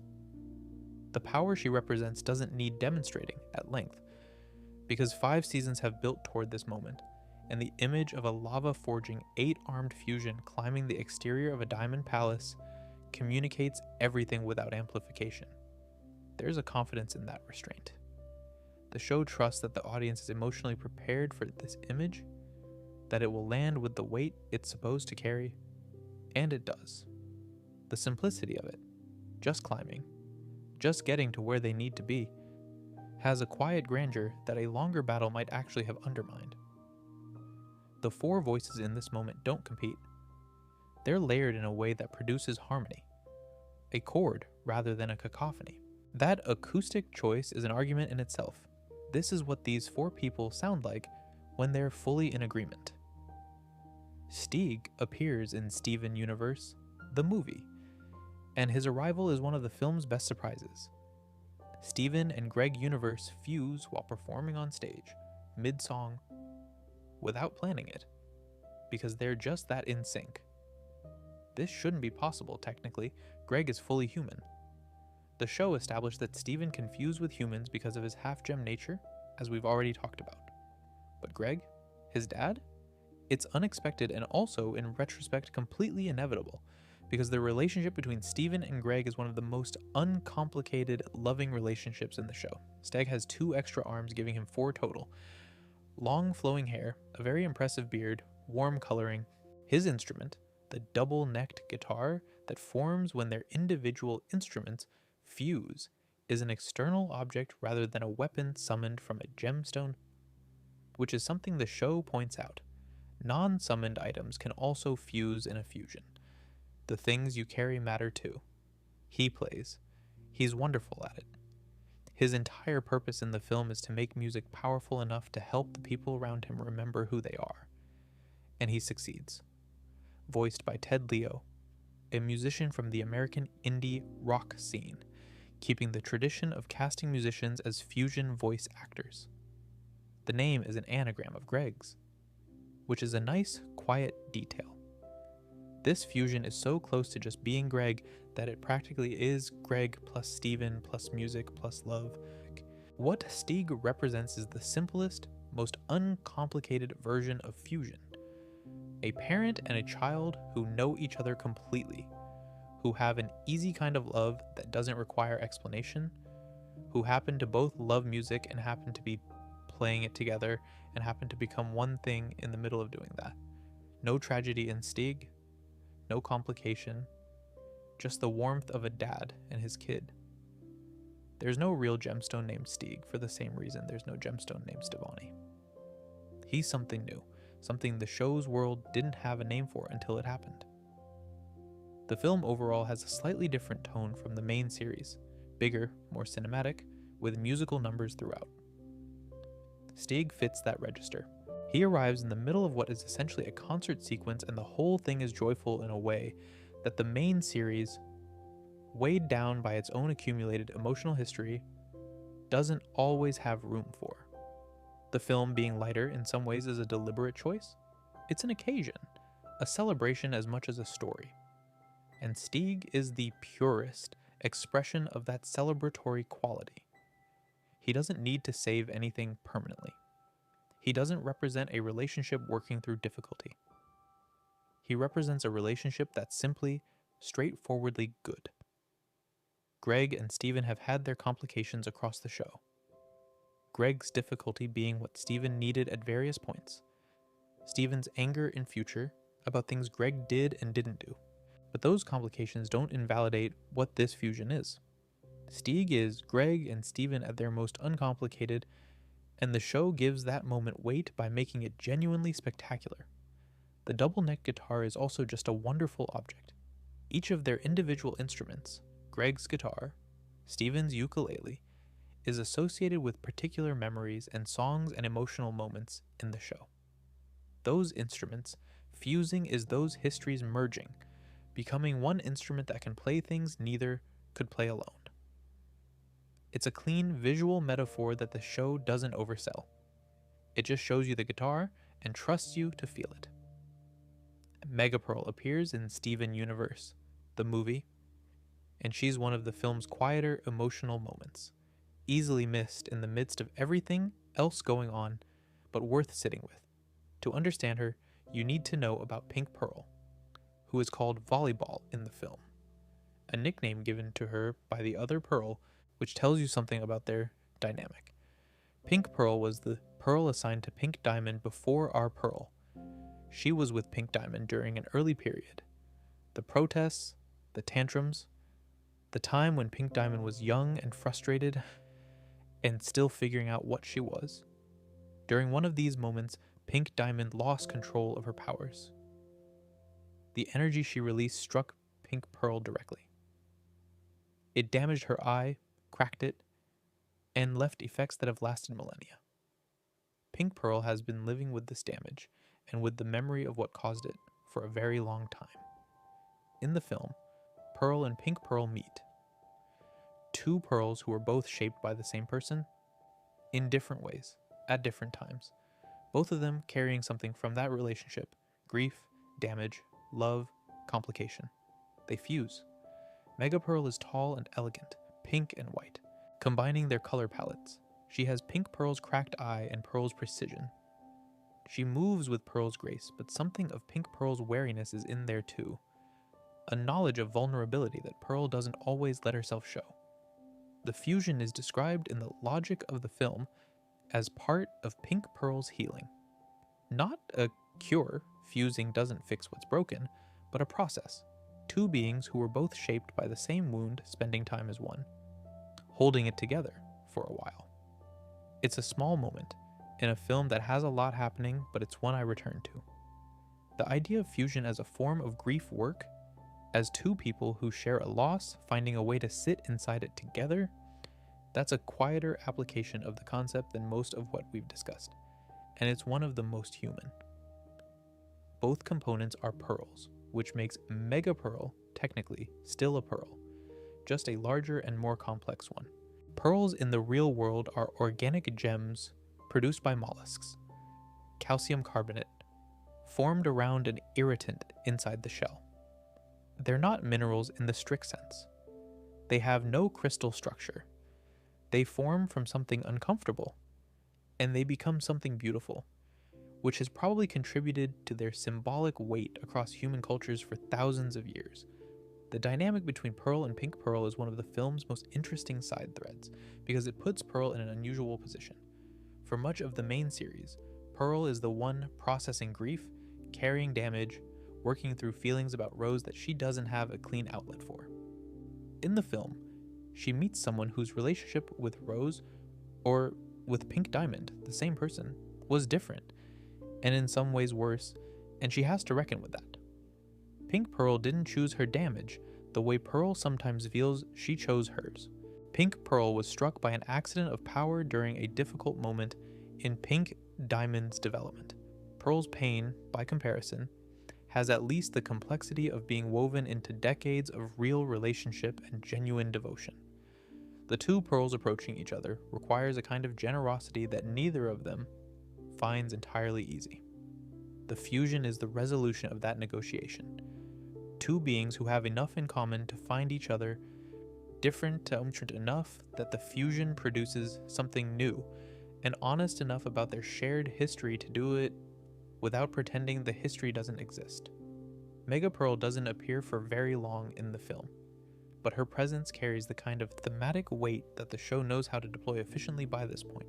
She's one sentence in the argument the film is making about healing, that it often involves other people, that it often looks like connection rather than isolation, and that it rarely produces a permanent fix but can produce a real moment of relief. Before we close, it's worth spending a little time on the fusions that appear briefly, or in the background, or as references rather than characters. The show is dense with them, if you know what to look for. The Homeworld rubies can fuse with each other, and we see several versions of this across Season 3. Our ruby, Garnet's ruby, can fuse with the Homeworld rubies to create larger ruby fusions, and there are appearances of triple and quintuple ruby fusions. The quintuple fusion, all 5 Homeworld rubies fused together into one enormous ruby, is a significant moment, played as both impressive and comedic, which is about right for the rubies. Same gem fusions on Homeworld are considered acceptable. They don't cross-cast, they're just more efficient. The ruby fusions demonstrate this logic in action. 5 rubies have one assignment, and they combine to complete it. The Homeworld rubies themselves are worth a brief digression, because they are one of the show's most enjoyable ensemble introductions. They all share the same gem type, ruby, but they have distinctly different personalities, distinguished by their individual gemstone placements on their bodies and by their nicknames: Doc, Eyeball, Leggy, Army, Navy. They were sent to find Jasper, and they find themselves repeatedly outsmarted and redirected by the crystal gems in ways they find deeply confusing and somewhat humiliating. They're not particularly clever as individuals, but their loyalty and certainty about themselves is oddly endearing. When they fuse into larger ruby configurations, that certainty just becomes louder and more insistent. There's a sequence in Season 3 where our ruby and 2 of the Homeworld rubies accidentally fuse into a triple ruby while playing baseball, which is one of the most purely silly sequences in the show. 3 rubies who barely know each other, fused by accident because they're all running toward the same base at once. The show depicts same type accidental fusion as possible and immediately visible. A much larger, somewhat confused ruby suddenly standing on the baseball diamond, looking at their hands. It resolves in seconds. But it's a good reminder that fusion doesn't always carry the weight the cross-gem fusions do. Sometimes it's just 3 rubies running too fast in the same direction. Lemon Jade is a briefly glimpsed same gem fusion, 2 jades fused together, seen in Season 5. They appear only briefly and are given no specific characterization, but their existence confirms that jade is a gem type in the show's universe. Jade as a real mineral is actually two different things: nephrite, a silicate mineral from the amphibole group, and jadeite, a pyroxene mineral. Both are called jade.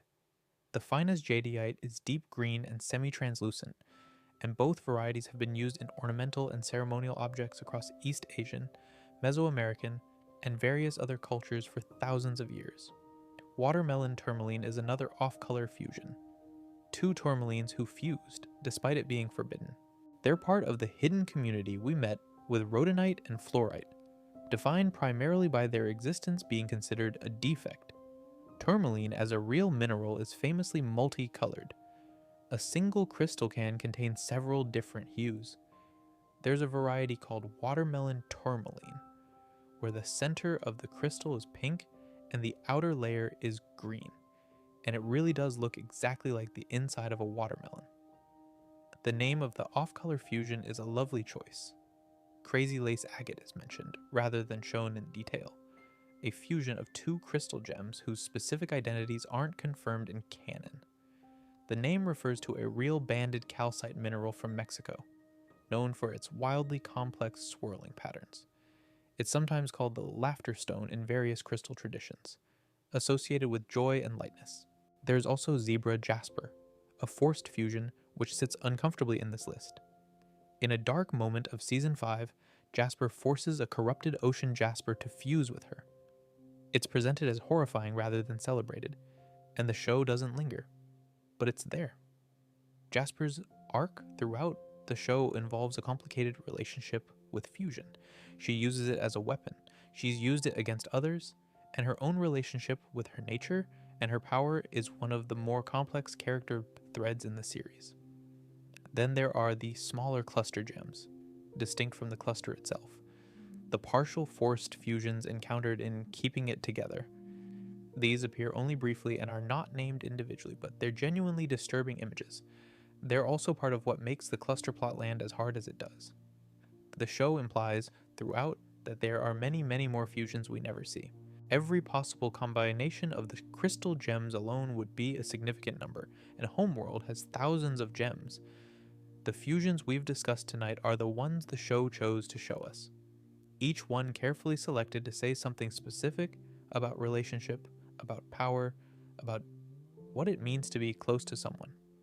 There's a particular pleasure in thinking about all the fusions the show implies but never shows. Pearl and Lapis, for instance. What would that be? Two gems who both spent time trapped and both came out of it, changed, who both struggle with the gap between who they want to be and who they've had to be. Pearl and Peridot is another one the fandom has long speculated about. Two gems defined by precision and self-criticism who have very different relationships to failure. The show set up these potential combinations and then didn't always follow through, which is reasonable.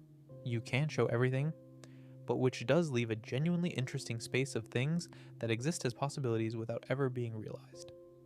The show's writers have been fairly consistent in saying that the design of each fusion was a genuine process, not just grabbing color palettes and adding extra arms, but thinking through what the relationship between two characters actually produces when blended. What traits overlap, what traits cancel, what new thing emerges from the specific friction or harmony between them. That care is visible in every fusion we've discussed tonight. None of them feel accidental. It's also worth noting as we wind down that the show changed how people talked about fusion in animation. Before Steven Universe, fusions in animated series were almost exclusively power-ups, temporary boosts, tactical tools, easily reversed and largely devoid of interpersonal weight. After Steven Universe, the conversation shifted. Fusion became understood as something that could carry emotional and relational meaning. That's a contribution to the form, not just to the franchise. So, that's all of them, or very nearly. 20-odd fusions across a show that ran for 7 years and a film. Each one a portrait of a relationship, each one named after something real that exists in the ground somewhere, with a few exceptions that are named after something unprecedented. because some things don't have names yet. What I find most remarkable about the fusions, taken together, is the range of emotional territory they cover. You have Garnet, who is an everyday choice made again and again. You have Stevonnie, who is an accident that turned out to be perfect. You have Malachite, who was two people trapped together by circumstances neither fully chose and neither could quite bring themselves to end. You have the Cluster, who represents an entire history of people treated as things and the slow, unglamorous work of helping them find peace. You have Smoky Quartz, who is two people who feel inadequate finding something solid together. You have Megapearl, who is two people sharing a wound. The show uses the concept without ever reducing it to a single metaphor. Fusion is intimacy, and intimacy is all of those things. It can be joyful and it can be dangerous. It can be the most stable thing in your life or the most destabilizing. It can be done well or done badly, for good reasons or complicated ones. The show trusts that you can hold all of that. There's more to explore in this world. The history of Homeworld, the Diamond Authority, the corrupted gems, the humans of Beach City who grow and change in their own quiet ways throughout the show. I've got more evenings like this one planned. I also want to say something about the gemstone choices as a whole, now that we've gone through all of them. The show went to real lengths to pick stones that resonated with the relationships they named. Malachite, beautiful and toxic. Sugilite, rare and hard to put away. Sardonyx, historically associated with strength and performance. Rhodonite, associated with compassion. Fluorite, something that glows under different conditions than ordinary light. Alexandrite, contains two contradictory things simultaneously. These aren't coincidences, and they aren't just aesthetic choices. The writing staff did their geology homework, and it shows. There's something genuinely lovely about a show aimed at children that quietly teaches you mineralogy through metaphor. I've thought about rhodonite differently since watching this show. I've thought about fluorescence differently.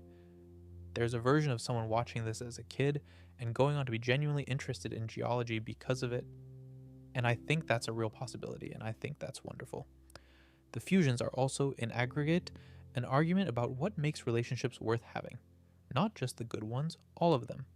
Even Malachite, even Bluebird, even the forced fusions are part of the argument. They show what can go wrong, what damage looks like, what it costs when connection is coerced or weaponized. The show doesn't shy away from any of that. It holds all of it because it's interested in the full picture, not a sanitized version of it. Something I've been turning over as we've gone through tonight is this. The fusions that the show depicts as the most stable and the most joyful are almost always the ones where both parties are bringing their genuine selves. Garnet is stable because Ruby and Sapphire are completely themselves with each other. Stevonnie forms accidentally because Steven and Connie are never performing. They're just being who they are, together. Smoky Quartz is comfortable because Steven and Amethyst stop trying to be what they think they should be and simply are what they are. The fusions that go wrong tend to involve someone bringing something other than their genuine self. Sardonyx's complication involves Pearl using the fusion to access a version of herself she wishes she were. Malachite involves two gems holding each other at emotional arm's length, even while being literally merged. Bluebird involves two gems who don't actually want to be close at all. The mechanics allow them to fuse regardless, but the result is hollow or dangerous in proportion to how much of themselves they've withheld. The show's position, worked out carefully across all of them, is something like, the most powerful thing two people can do together is just be honest, not perform strength or love or certainty. Just be actually, plainly themselves, and let what happens between them happen. That's a reasonable thing to take away from a cartoon about magic, gem, aliens. Maybe even a useful one. And then it gives you Steg, playing a double-necked guitar in the middle of a crisis. A dad and his son briefly becoming one person out of pure musical joy. Because that's also true. That's also what connection can be. For now, though, that's enough. It was a good thing to spend an evening on, I think. Sweet dreams.